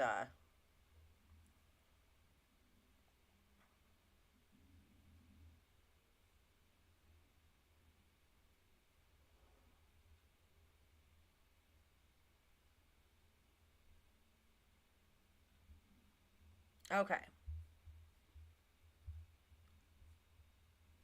So we're doing our best to navigate that world. So your question is how a car was parked and what cars were near it? Well, we're trying to piece all that together. We have digital evidence we're trying to recover from all the young kids that were at this party. So that question is on a list of about 1,000 others that we have that are probably equally all in your mind. As my partner said, I don't even know why they let people ask questions. They don't give you a straight answer on any of the questions. You know, and then you got that Megan lady who comes out and tells everybody that, oh, she talked to the person whose car was parked right next to Kiely's, and he woke up at 8 a.m. from this party, and Kiely was gone, and nobody ever saw her leave. And, I mean, just the amount of bullshit that you got to sift through. just a minute ago, if you think about it, we've thought about it, right? But we want those things shared. So when we piece those pieces together and they draw us to conclusion points, we can put conclusion points together to draw inferences about what really happened. And right now, it's tough for us because we don't have a lot to go off of. So we appreciate your question, but it's an ongoing investigation, and we're still trying to put all that data together. So thank you. Let's go to the grandfather, and then we'll come to you, ma'am. I came back from Hurstdale the other day, and the Caltrans sign beyond the bug station was turned off. It was blank. Why? So the Eric Agate, California Animal Control Trucking Commander. So the CMS boards are activated when Amber Alert is activated. That's the changeable message sign they're speaking of. So since the criteria for the Amber Alert has not been met, the message boards won't be activated. Who's responsible for establishing those criteria? California law determine the criteria for when the Amber Alert and when it's issued. What a waste of an asset. Yes, here. We're gonna move on to this young lady here in the third row. Oh, I'm sorry. Hi, I'm Mom. Lindsay, do you wanna stand up? Now, y'all, I'm not gonna lie. This pisses me off to no end. This lady gets up here and defends these police officers and stands up for them and has their back and all of this. And at the celebration of life, she wanted to stand up there and defend those teens and have their back. She didn't even have her own damn daughter's back. It gets me. It pisses me off to no end. Hold on, let me make sure you guys are all so good, because I keep getting things that say, like, stream interrupted. So I want to make sure you guys are all there.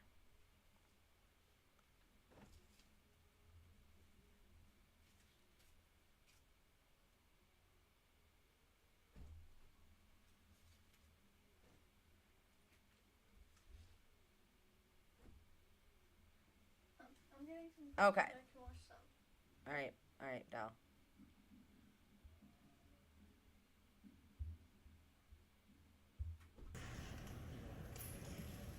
Hi. Yeah, this Amber Alert thing, you guys, it was frustrating. I was in,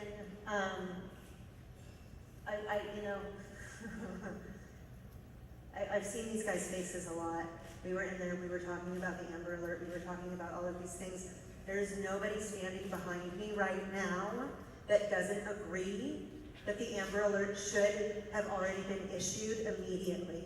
So, they share all of our frustration with that.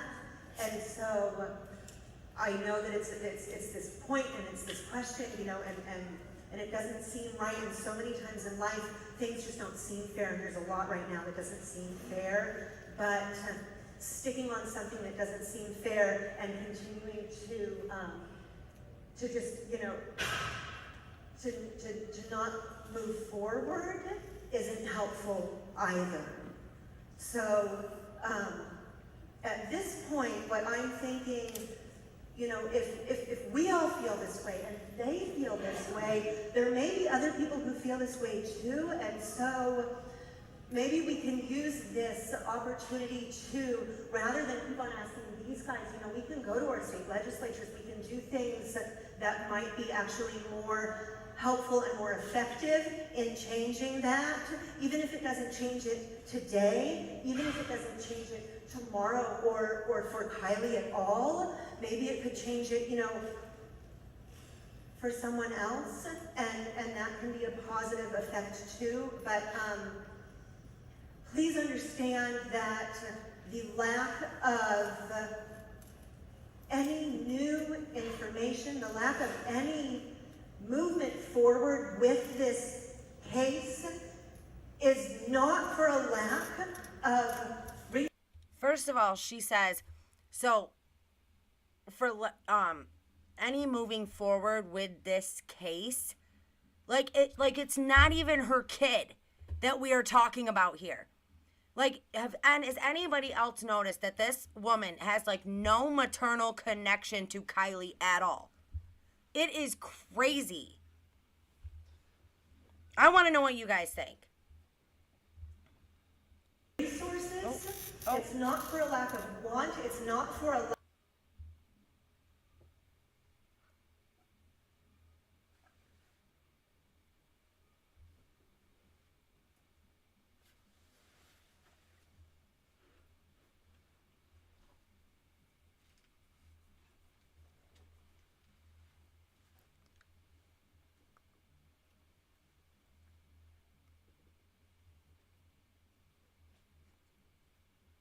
please, you guys, please hit that thumbs up. Please subscribe to the channel.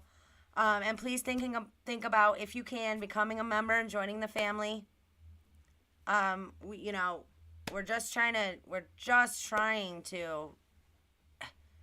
get the truth in a case that's so just full of lies and nonsense. And again, anybody that wants to donate to help out the channel, to help out the family, all those links are down in the description below. You guys are awesome.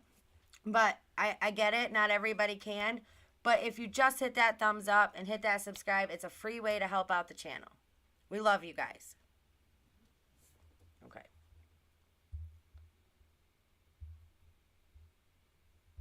Lack of determination from everyone who I'm looking at, from everyone who stands behind me, and from everyone who stands behind them. So, let's work together and let's focus on asking questions that will lead to positive results instead of focusing on questions that are, I'm losing it now. Is your freaking daughter missing right now, lady, or not? What are you doing? This is not a mother of a missing child. It just is not. I mean, these twisted cult-like people in Truckee, I can't take it anymore. But it's like, lady, you don't, I mean, okay. I gotta chill out. I mean, it's so insane to me, though. This lady has, like, zero maternal instincts inside her body. It is ludicrous. I have a lot of, I don't have a lot of blood sugar, and so it just, I mean, who is even gonna be laughing and joking around at this point? Not a mother whose daughter has been missing. Red flag number freaking 452. I'm saying.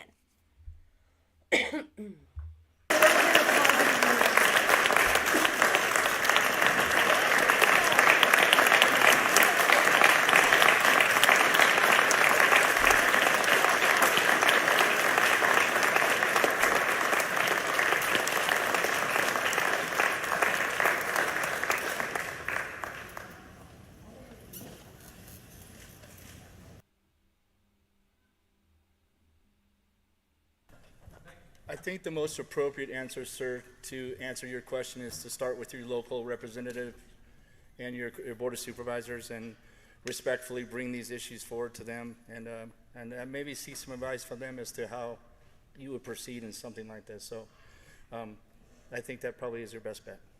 Thank you.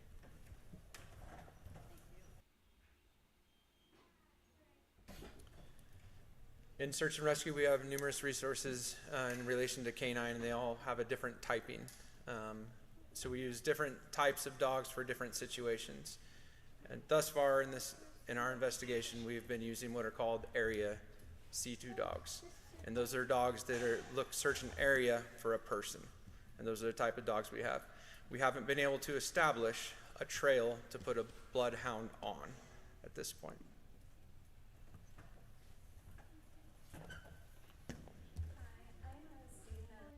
They have not established a trail to put a bloodhound on yet.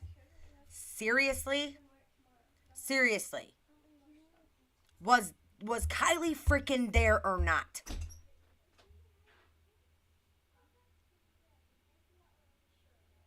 I mean, obviously they have a video of the fight.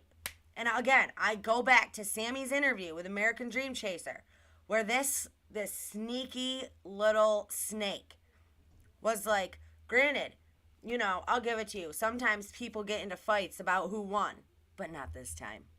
Not this time. Not this time, Sammy, right? Nobody was debating on who won this fight, were they? This whole thing was covered up, swept under the rug, so these freaking teens, this community's future, were untouchable. It's disgusting. Kiely was a member of this community. Nobody had her back. Not one damn person was there for her. And I can't. University of Nevada, Reno, and it's been reported that students of Reno high schools as well as UNR were in attendance at that party. Has there been any coordination efforts with Reno, Sparks Police, or with the university? We are in our summer session and taking finals tomorrow. Has there been any outreach to professors to communicate with our students?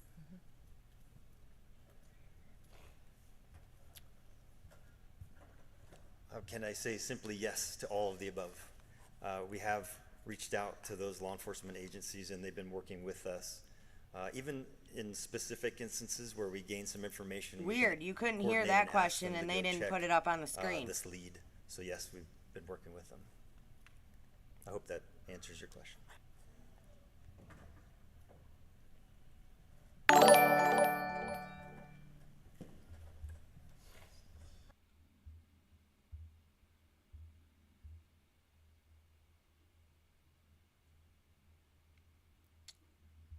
Oh my gosh, Patty Cakes. Thank you so much for the $10 super chat. Study satanic ritual abuse, MK Ultra mind control. Kiely was a sacrifice. Patty Cakes, I ain't gonna lie, I've looked into all of that, and yeah, I believe, and I've said this for a long time, that they sacrificed her. And I think Sammy was the one to do it. But thank you so much for the $10 super chat. You are awesome. Hi, mine's just a clarifying question. I was at the... You have no idea how much that means to us. And I did see the search area map, and it did say to stay out of this area. Some information, we can coordinate and ask them to go check this lead. So yes, we've been working with them. I hope that answers your question.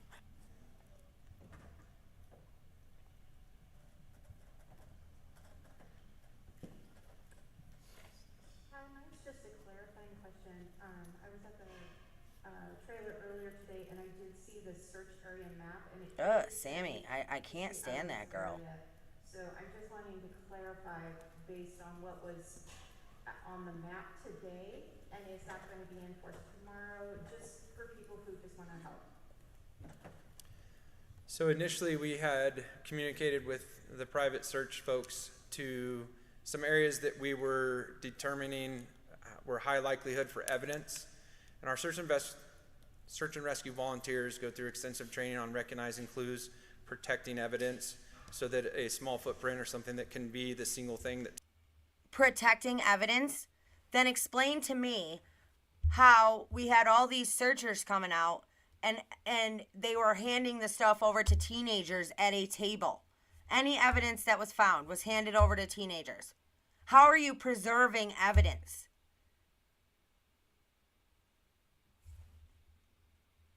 Turns the tide in a search. So we initially were asking for... That was the whole point though, wasn't it? Chain of custody is broken. That means none of that evidence could be used in court because there was no chain of custody. They knew that when they set these teens up to collect all this shit. They knew that. For some particular areas for private searchers to stay out of, we have since rescinded that. And the only place that we are based out of and that we're asking folks to stay out of is our ICP. And for those... Okay. Incident command post, for anybody who didn't hear.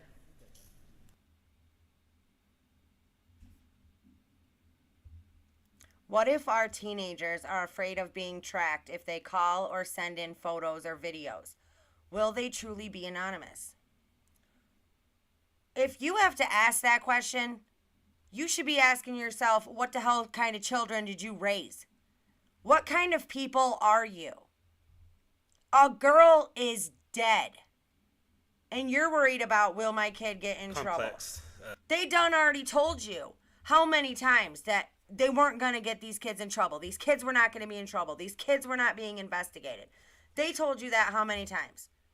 But for you as a parent to ask that question, well, if my kid has something and they come forward, how do they know it will truly be anonymous? You are a piece of shit. That's what I would say to that parent that asked that question. There is a dead girl. Everybody in this community, their only concern is protecting those teens. That is it. Not one of these parents has a conscience. That's why I believe they're like this cult. Because it's like they're all brainless, freaking, who can't think for themselves, who do what they're told, and, or else. And that is crazy when you are talking about a dead 16-year-old girl. Question for sure, right? Because I mean, listen, if one of my kids, if I lived there and one of my kids was at this party and they told, if I found out anything about this, right? I tell you what, I would grab my child, I would drag their ass into the car, I would drive their ass right down to the police station, and I would be like, now tell them what you know. Tell them what you know. Because you're worried about getting in trouble with your parents. You're worried about getting in trouble with the cops. You better be worried about getting in trouble with God and how you're going to sleep with all this shit on your conscience. I mean, that's what a parent does. Yes, you love your child, but you make your child take responsibility for their own damn actions. That's how they grow into be good people. But we don't have to worry about that in Truckee, right? Because that'll never happen. I'm sorry. It makes me so mad, you guys. And I know you guys don't want to get on here and hear me bitch, but I'm sorry. It just comes out that way sometimes. Okay. anytime you use a phone, there's some sort of a trail or message. I think when we are talking about things like this, and we're talking about needing people to be brave and step up and stand tall when maybe something has gone wrong. But I understand. And sorry, not for nothing, but you want to act like the question was, well, how do they know they're not being tracked when they send in information? It's like, do any of these teenagers these days care about when they're being tracked? They literally send out everything. They put everything out there. They're sexting each other. Do you think they're worried about being tracked for that? Hell no. Understand what you're talking about, because a lack of trust and fear and the things that go on. I don't know that you could ever guarantee 100% anonymity of anything. However, what I can say is that treating an individual who provides a tip that puts them into danger is going to be treated extremely significantly from law enforcement and protecting that individual. And if there's concerns or true, like, hey, how do I completely stay anonymous? There'll be some more information later today about a new tip line that will be coming out through an email system, and somebody could truly create a email address at the library and send an email from somewhere and things of that nature. But we live in a digital world that has lots of connections, and in this case we've lost a connection with one person, and we need people to be brave and stand up and do the right thing. If somebody's worried about anonymity or getting in trouble, I think that we're going to do the best that we can to provide that for an individual, even if they came in and talked to us. And we go to great lengths. We have lots of crimes that are investigated where people do not know who that person is. We have training classes to seal warrants to keep people there. However, when you're dealing on a high-end, real significant case, I don't know if you can guarantee any kind of anonymity like that. And the only way somebody keeps a secret is they don't tell anybody. Hannah. And right now, we don't know if there's a secret or not. We're trying to encourage people to come forth that may have information, but we don't have information that they have something negative either. And so the message shouldn't be misconstrued that we think juveniles are running around with key to success of this case. There really could be no information, but we need to get the word out there so that in the event that it is there, we will help protect people and keep them safe if they feel like they're in danger, and we'll do that to the best of our abilities. Whether they're a juvenile or an adult, we will do the same thing for them. You guys are going to get really tired of hearing from me talk, I'm sure. I'm sorry. We checked in. I believe it was confirmed we had 0 calls for service. We did have a deputy, and I believe somebody from the U.S. Forest Service was actually in the area the night of, and nobody. There was a deputy in the area the night of. They're talking Prosser. So he's saying there was a forest person, forest deputy or whatever, in the area of where this shit supposedly went down that night, and they were not called in once. But you want all of us to believe, that there is a wild ass drug fueled, alcohol fueled party that happened there. A freaking girl came up missing there, but there was a deputy in the area. Come on. Nobody was diverted to that for any kinds of concerns or anything. And it's not illegal for kids to go camping in the woods, and obviously. No, but you know what is illegal? You all letting your teenagers go out there drinking and drugging and partying. That's your story. That's the story y'all wanted to come out and tell. So you want to stand there now and say, well, it's not illegal for kids to go out camping. No, it's not. But you know what it is illegal to do? Permit kids who are underage to be out there drinking and drugging. And all you people know about it and nobody does anything about it. This is the story you want us to believe. This is the story you guys want to run with. There's information that maybe people were doing things and drinking and potentially some drugs and things like that. I reassure everybody, at this point, we don't care about any of that. And in fact, any crime that's really committed They don't care about any of that. outside of our presence, there's very limited amount of things. Now, did y'all hear that? They don't care about the drinking and the drugging. And he said, when there's a crime committed outside of our vision, is that what the hell he said? Is that the word he used? Hold on. Drinking and potentially some drugs and things like that. I reassure everybody, at this point, we don't care about any of that. And in fact, any crime that's really committed outside of our presence. Yeah, any crime that's committed outside of our presence, there's nothing we can do about it. So because a girl ended up murdered and you weren't there to see it, there's nothing you can do about it? I mean, have y'all ever seen anything like this before? No other freaking investigation has ever been ran like this. We got red flags coming out of our freaking ears. This is why I said this case has more red flags than China. Because it does, y'all. It does.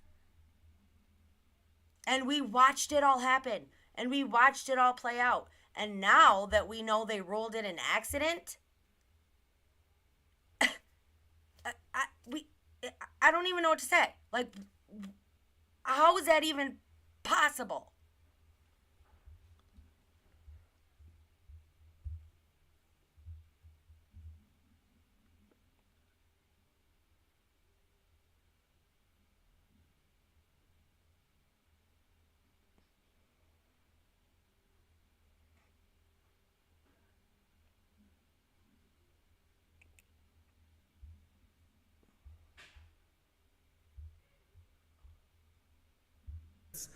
There's very limited amount of things that we can take action on, but I can tell you right now, we don't. There's very limited of things we can take action on.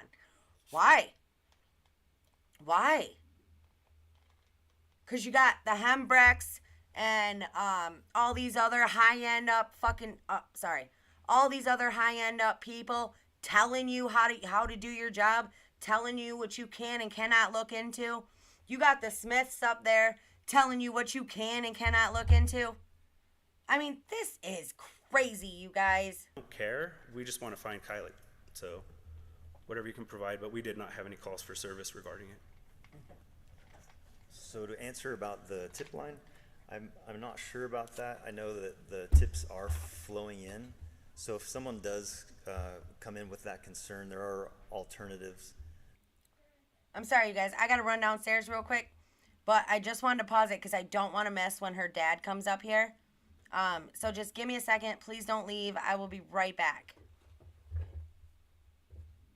Oh, and just so you guys know, I don't know if you guys have been trying to talk to me in the chat, but I have to leave to go look at the chat.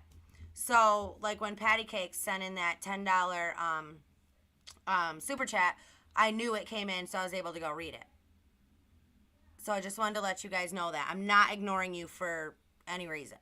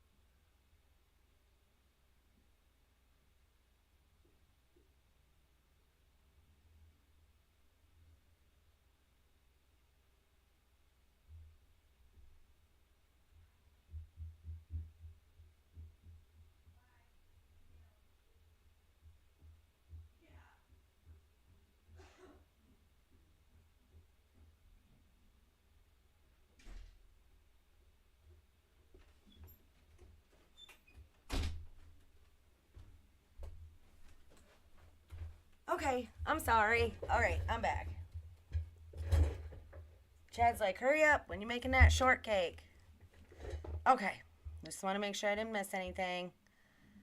Okay.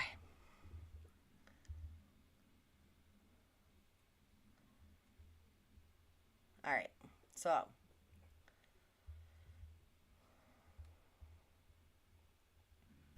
Obviously not anonymous, but if you do call one of our dispatch centers, Nevada County Sheriff, Truckee, Placer, that information or they will get transferred or their information taken down to be given to a detective to follow up.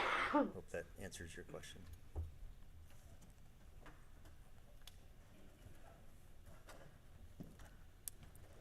I think these are your question's spot on, and this is a good reason for having a community meeting is to not miss the target audience. We'll work on getting some of our flyers and things translated because it's a fantastic idea.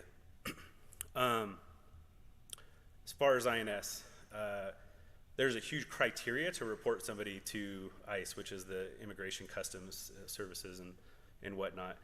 I believe and their information met that criteria that they wouldn't be deported or there wouldn't be some further action issues that people might be concerned about. Most of the time, people who are here, whether legally or illegally, if they're not documented or they have family and things like that, they typically kind of know the rundown of what would get them in. Oh, real quick, sorry, but side thought. Patty Cakes. What you told me to look into, I think you find it really interesting. I actually did, and I actually have a whole video about it. If you want to go, not right now, but you should go back and watch that. I think it's called Brainwashing is Real. I made it in a while ago, so you'd have to go pretty far back, but I think you would find it really interesting, so make sure you check that out.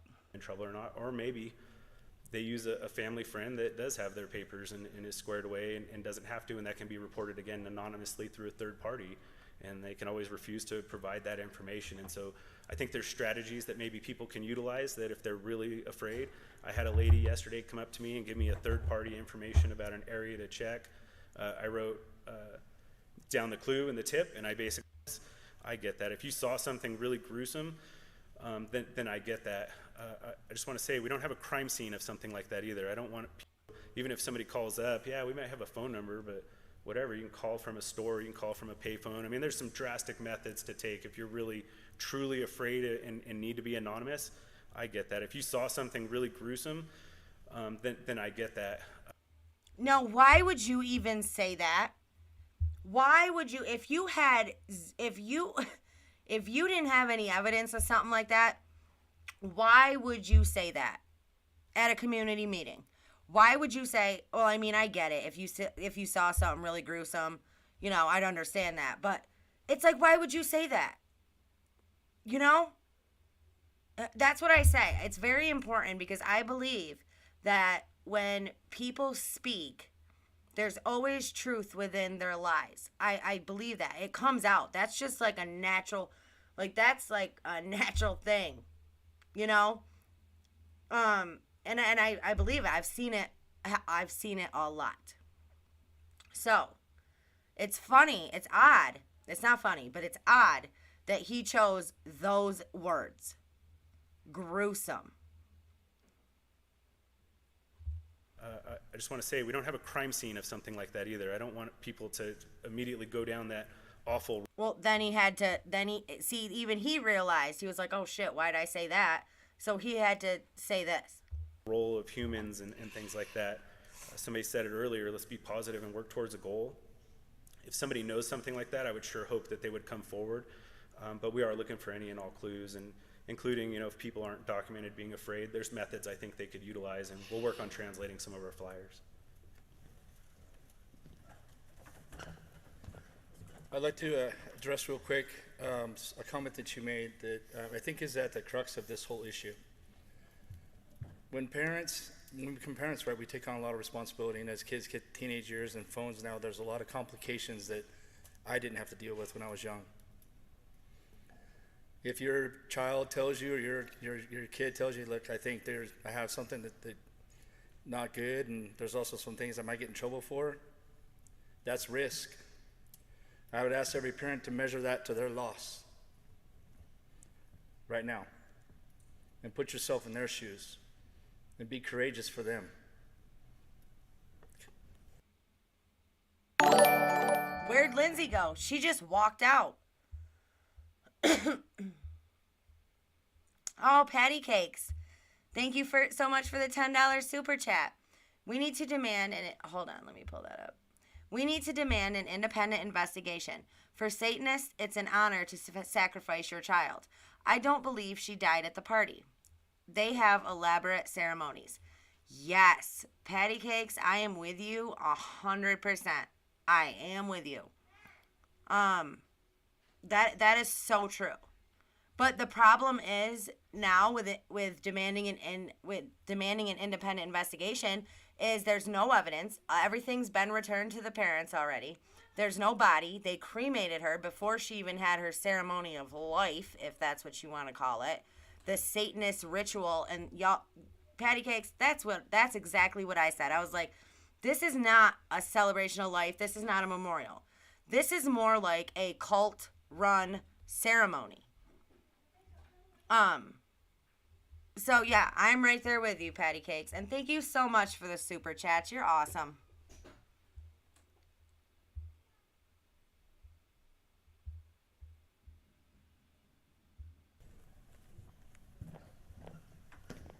I do want to follow up with the tip question. My partner reminded me another alternative is the email address that has been set up.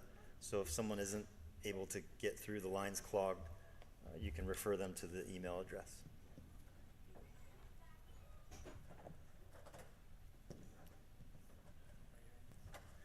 So the question is whether or not there was one point of origin where the invite came out.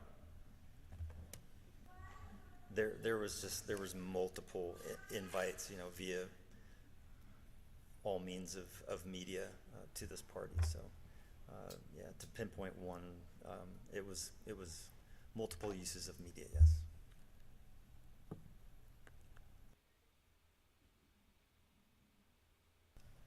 So at this point, and I think we've been very honest and open with the family of where we are at with the investigation. And there are some things that we cannot talk about because it might interfere with the investigation. But what we know is that Kiely's car after 12:33 a.m. has not been seen. I can tell you that definitively. So we are following up on every lead possible. If we get information that there was a silver car matching her description seen anywhere, we're following up with that. And what about those sightings of her car on the 17th? Right by the Hirschdale roadside. What about that sighting? Y'all want us to believe that her car went in the lake on the 5th. I don't believe it. I don't. I'm sorry. I don't believe it. I believe it ended up in the lake at some point, but I don't believe it was that night. How do you explain all the sightings of her car? There was like 3 or 4 of them the day after. And then, so I hope that answers your question. It's not necessarily something that we're going to update the public on, but if we do have a big find, it's going to be something significant for us that we might be putting out to the public, yes. Bear with me here. All right, here's Dad.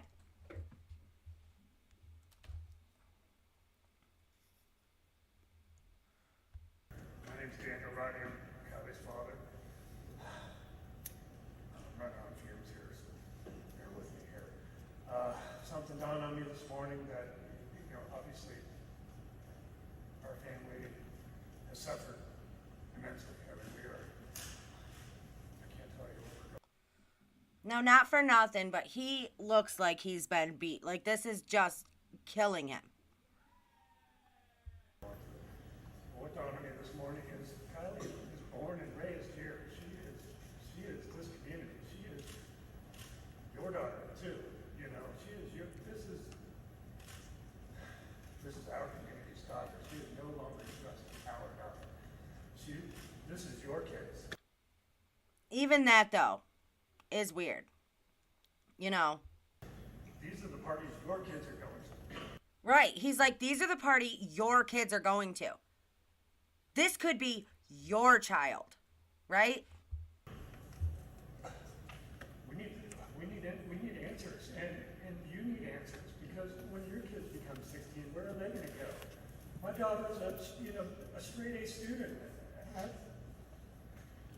on her way to UC Santa Cruz, you know. And that's another thing that's been a red flag in this case. Right here, the dad says that she was going to the University of Santa Cruz. All throughout the rest of the investigation, they say she was going to Sierra College.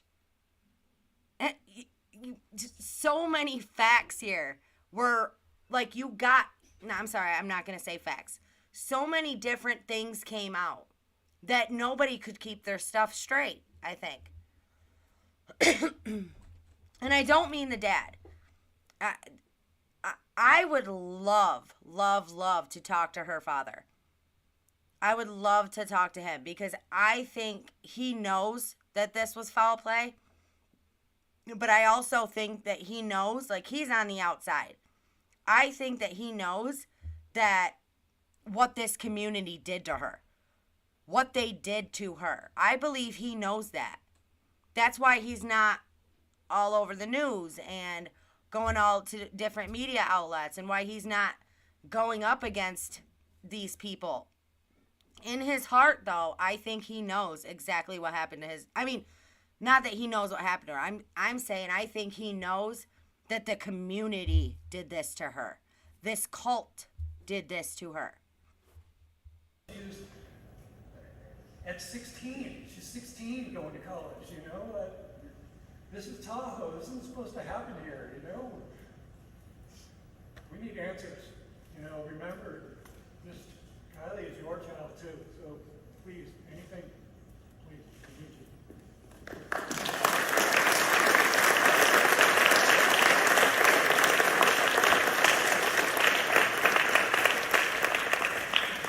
Hi everyone, I'm just coming to you from the civilian front. Oh, here comes,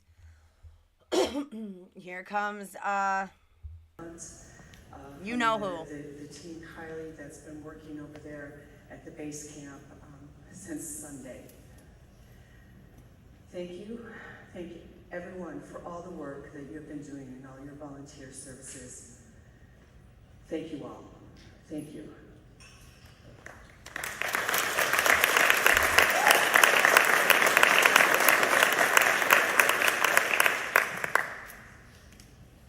I come to you not as as a good friend of the family. I come to you as a secondhand friend of a good friend of somebody. If that makes sense, decipher that. The reality is the way this community has come together, it is amazing. And I want you to know that we are going to be there every day from 10 a.m. to 7 p.m. working and searching and answering questions and holding your hands while you are holding our hands. This is about hope. This is about that we keep moving forward, because one thing we know is when we sit and we are idle, what happens? Unless you're breathing and meditating, what happens? We get lost. So please, if you're like, I don't know what I Oh, can do, lady, come your down whole and say damn hi. community's Let lost. us know that you're thinking of us. Do the social media pieces. Flyering, yes, we're gonna have them in Spanish. Come down, flyer that. Flyer again where it's been flyer before. Maybe you saw it over here, but we didn't see it over there, and maybe it's only two blocks away, but we can flyer. We have people going all over the area, beyond Truckee, beyond Tahoe. We can do it again. Searching, that app that we have now, amazing, right? How many great gals and guys that have been on their motorcycles, on their feet, and walking Her mom through just the came back in. forest and the Lindsay trails just and walked back looking in. for something that lets us know that Kiely is coming home, right? That's what we're doing. Once, a million times is not too much to travel those roads. We have to travel lots of roads to find truth, and so let's find the truth. Let's find Kiely. And now I'm going to introduce you. So we have a team. We have a team. Say that, tongue twister, team.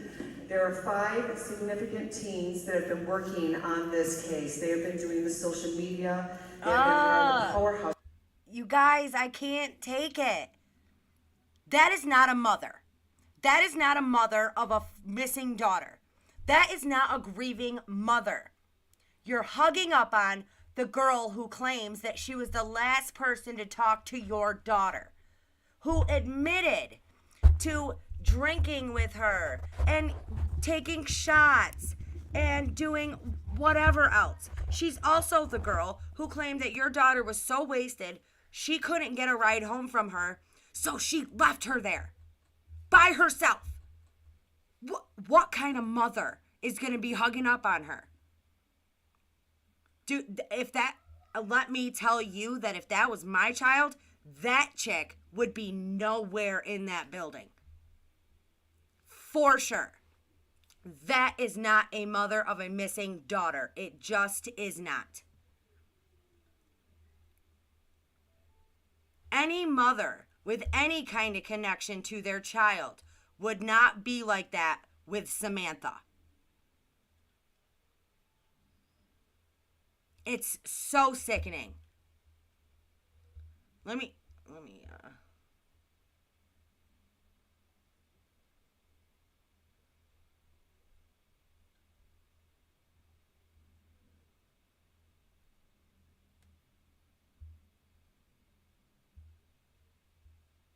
I am a mother. I could never be like that. Never. If some chick that was friends with, if some chick claimed to have been with my daughter at a party and she left her there all messed up out of her mind, listen, you're just as guilty. I am holding you listen, you're my number one suspect, first of all. And that's just that. So there will be no hugging up on. You wouldn't even be anywhere near me. If I could see you, that'd be too much for me. That's how it would be. I feel like with any mother. That's why I don't believe it. Lindsay has zero connection to Kiely.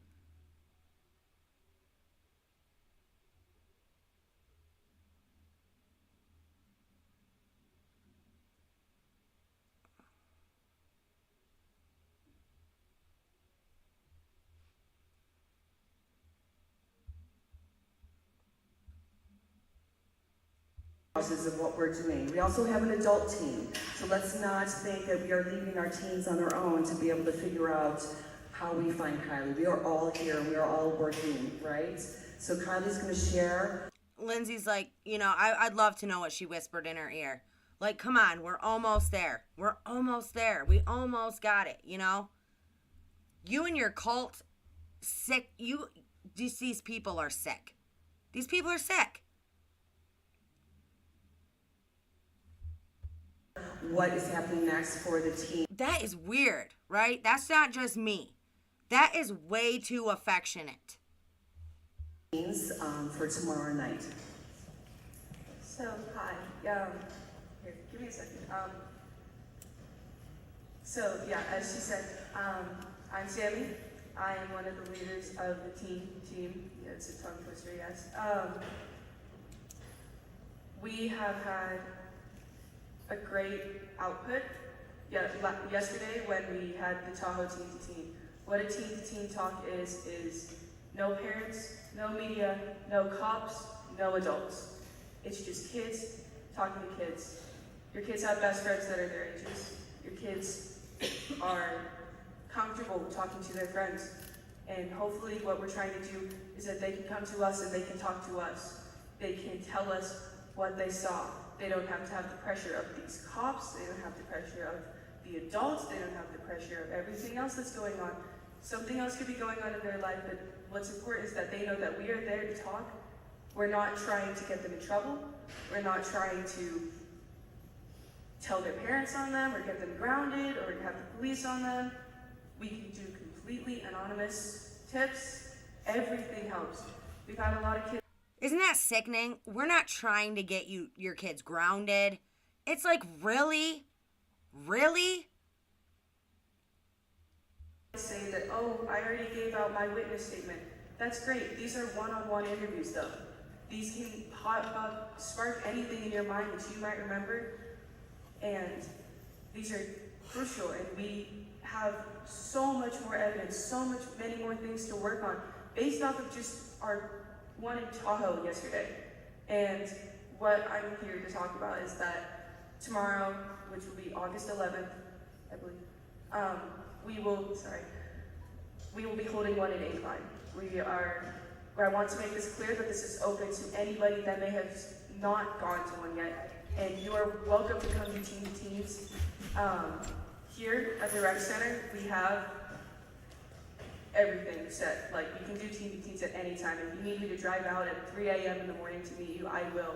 I will drive to people's houses. We can get you rides. We can get you there. We can talk to you anywhere you need. We just have set places so that there can be rally points. But this one's tomorrow, 8/11, like that's the date, will be held from 5 to 7:30. We can't stay later. We stayed out until 10 p.m. yesterday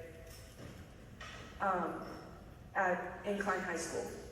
So from 5 to 7:30 or later on August 11th at Incline High School, we will have a teen to teen. This is open to anybody from Reno, South Lake Tahoe, Kings Beach, Truckee, anybody who needs to. That is the rally point for tomorrow for this. Again, I want to say that you are welcome to come out and talk to us at any point. I've been doing some today. I did some yesterday. I did hundreds yesterday. I've done everything, and we really just need every teenager to come out and talk. I heard that question earlier about the deportation and ICE and everything. I don't know you. I don't have to know you. I will act like I've never seen you once before in my entire life, even if you are my best friend.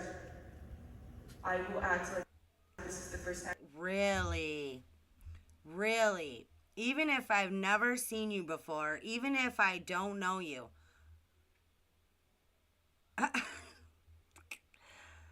Oh, you guys, this girl, she will act, right? She will act. It's exactly what she has done. I will take your name to jail. If they try to question me for that, I don't care. I will not give up your name. They can take me to jail. I won't snitch. I won't give up your name. I won't do any of this. What the hell were these teen-to-teen meetings for? For them to just get any information and decide what they're going to do with it? This is how they shut people up? Teens came in with information and Sammy was like, oh, Between my family and Nate's family, you say a word, you're done. You say a word, your parents are done. You know what I mean? I mean, this is just bullshit. It's so disgusting. Oh yes, let's applaud her. Thank you. Seriously. Yeah.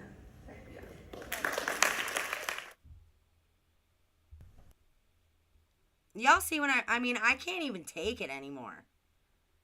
It's so crazy how this whole thing has happened. And we watched all this take place. We watched all of this stuff happen. It's insane.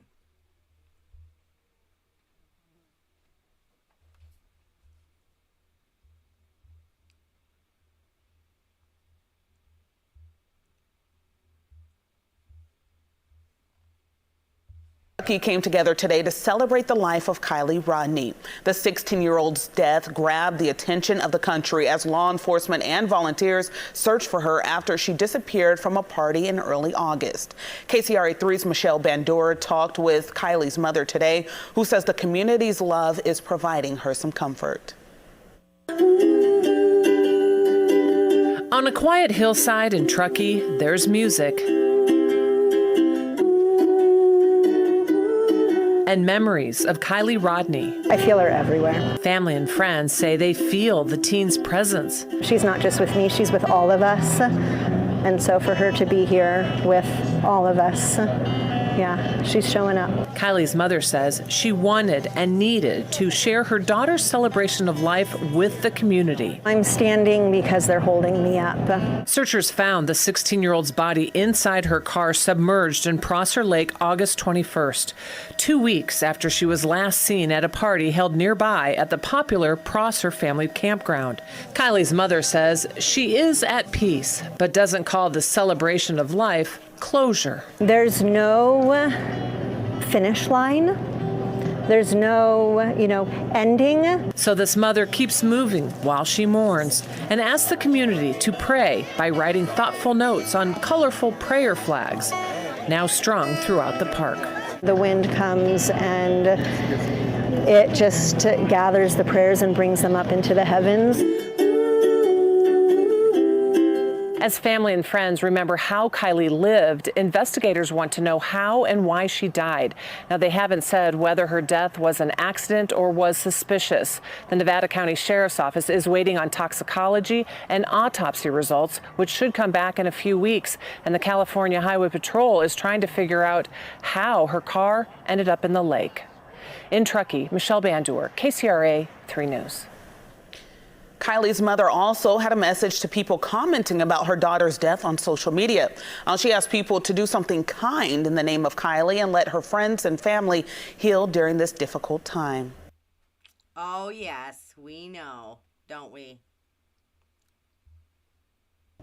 We are so grateful to have the opportunity to join together today with our friends, family, and community in Kiely's name. Though we gather together, grief and healing is such a personal and individual thing. Today we will honor Kiely in honoring each other and holding each other up as we grieve in our own ways. We'll laugh. Look, y'all, there's the lady in the cloak. In the cloak, which I will say again.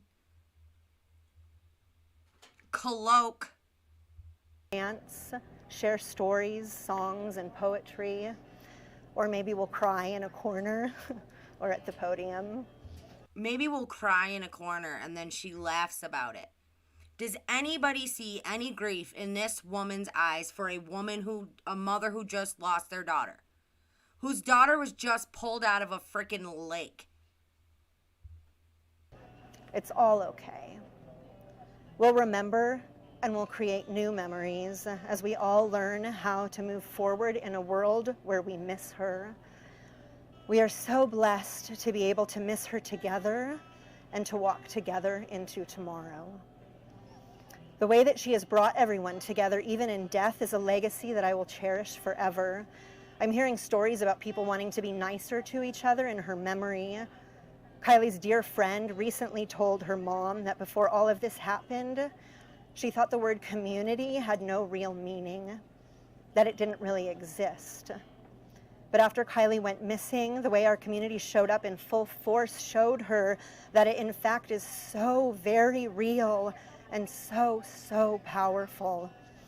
That kind of impact on our teens gives me hope, the demonstration of strength and togetherness, and the way that they have an army of supporters standing behind. She is talking about the teens right now. How they have an army of supporters standing behind her, those teens. Well, you see, lady, because of the way you and the rest of the community acted, we felt like Kiely deserved an army. So we all had to become her army because she didn't have anybody in y'all's community that cared about her. Them will carry them far as they enter adulthood. We would like to thank everyone who has come together to support us in what we hope will be the most difficult time of our lives. There's no way that we'll be able to ever return the kindness, generosity, and compassion that has been extended to us over the last month, but we will live the rest of our lives trying, and in that trying, Kiely will be with us, reminding us to be kind, laugh, and sing, and that sometimes it's even okay to cry. In closing, I want to thank our media friends for respecting our request to give us privacy while we celebrate my daughter today. Unfortunately, the social media frenzy has become such a monster that our teens are suffering. Their teens are suffering. Those same teens that you're worrying about suffering were with your daughter the night she, whatever happened to her, the night she disappeared. Those teens that you're worrying about suffering were with your daughter. Your daughter, I bet, suffered. Do you give a shit about that? And we want to create a safe space for them to heal together without fear of something being taken out of context. To anyone who gains pleasure or satisfaction from commenting online, I ask you to take a moment to look inward. First of all, do you think it's pleasurable to have to do this? Do you think it is pleasurable to have to look at a situation, see a sad story, see a family that was not there for their daughter, see a mother who was not there for her daughter, and to call this shit out? Do you think that is pleasurable? No. But somebody clearly, people have to do it. And to try to recognize your motive. Remember the three gates that all words should flow through. Is it kind? Is it true? Is it helpful? I implore you to remember that there is honor in silence and there is kindness in minding your own business. You are talking about the death of my child. Our community's child. Our community's child. It's time to let our children mourn their friend quietly, peacefully. I hope you can find other, more beautiful and helpful ways to spend your time and remember Kiely. Call your mom. Take a walk. Pick up a new hobby. Please know we got this. Let her rest. Oh yeah, you got this. You took it all the way, didn't you? You got this, right? So your daughter was killed, she was murdered, and y'all want it to go down as an accident. You got this. And I always thought she was given this statement. Why is she reading it? Why did she have to write it down? You know, is it because she was told what she was supposed to say? I mean, I'm just so sick of it all.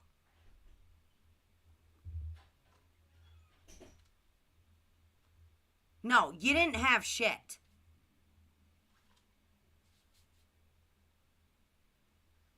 Now you look at me and tell me you feel bad for that mother. Does anybody feel bad for that mother? I don't. I don't feel bad that people are calling her out. I don't feel bad that I am calling her out. I don't feel bad one bit because I have not seen a grieving mother yet in this. Lindsay has never acted like a grieving mother. She has never acted like a mother whose daughter was missing. And when they pulled her daughter's car out of the lake, she wanted everybody to mind their own business and call it an accident. That is sickening. Her own mother wasn't there for her. This community, and all they want to do is protect these teens, protect their reputation. It is terribly, terribly disgusting. Do you think that I want to come out here and call these, like, do you think I want to make these kinds of videos?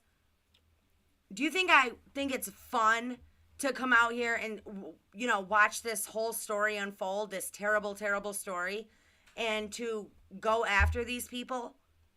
Somebody has to call them out on their bullshit.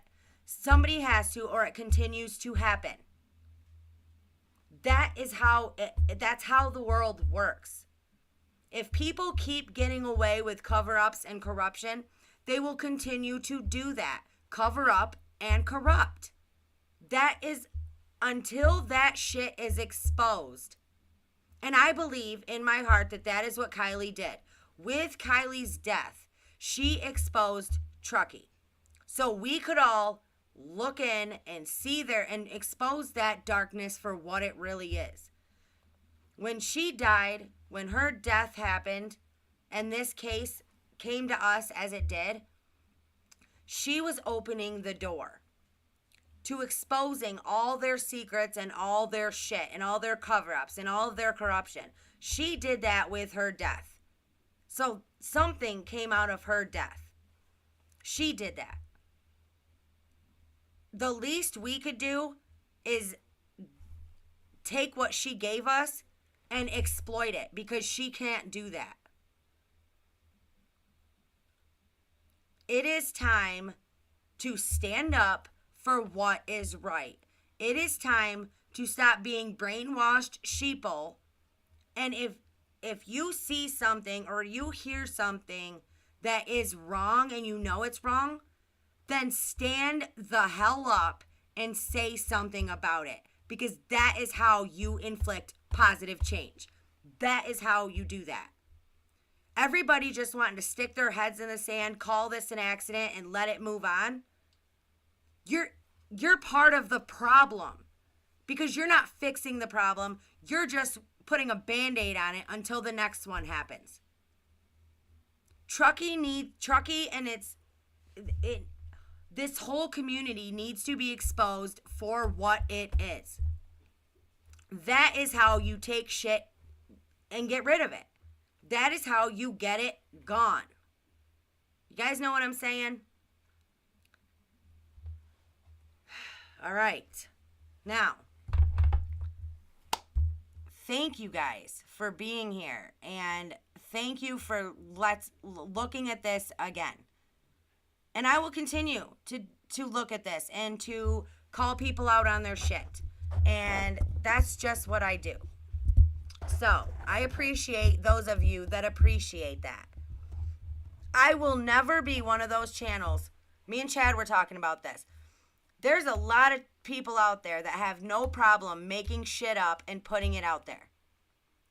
I would never do that. I would never ever make something up and put it out there like it's information. Okay? So I just want you guys to know that. So what I can do, because I'm not getting any new information, is let's go through it again and see what we missed. Right? So I want to thank you guys for allowing me to do that and being here with me to do that. You guys are awesome. So please hit that thumbs up. Please subscribe. Please think about joining the family. You know, become a member. It's awesome. And again, only 2 days until the giveaway. So make sure you guys keep an eye out for that. I don't know if I will be on tomorrow. Tomorrow's my youngest son's birthday. So I don't know if I might have to take the day off. But I love you guys. Please stay strong, stay healthy, stay safe. Oh, and again, all the links, anybody who wants to donate to the channel or help out the family or become a member of the family, all the links to that are down in the description below. So I love you guys. Stay strong, stay healthy, stay safe. Keep asking those hard questions, and let's put this puzzle together. All right. I love you guys. Have a good night.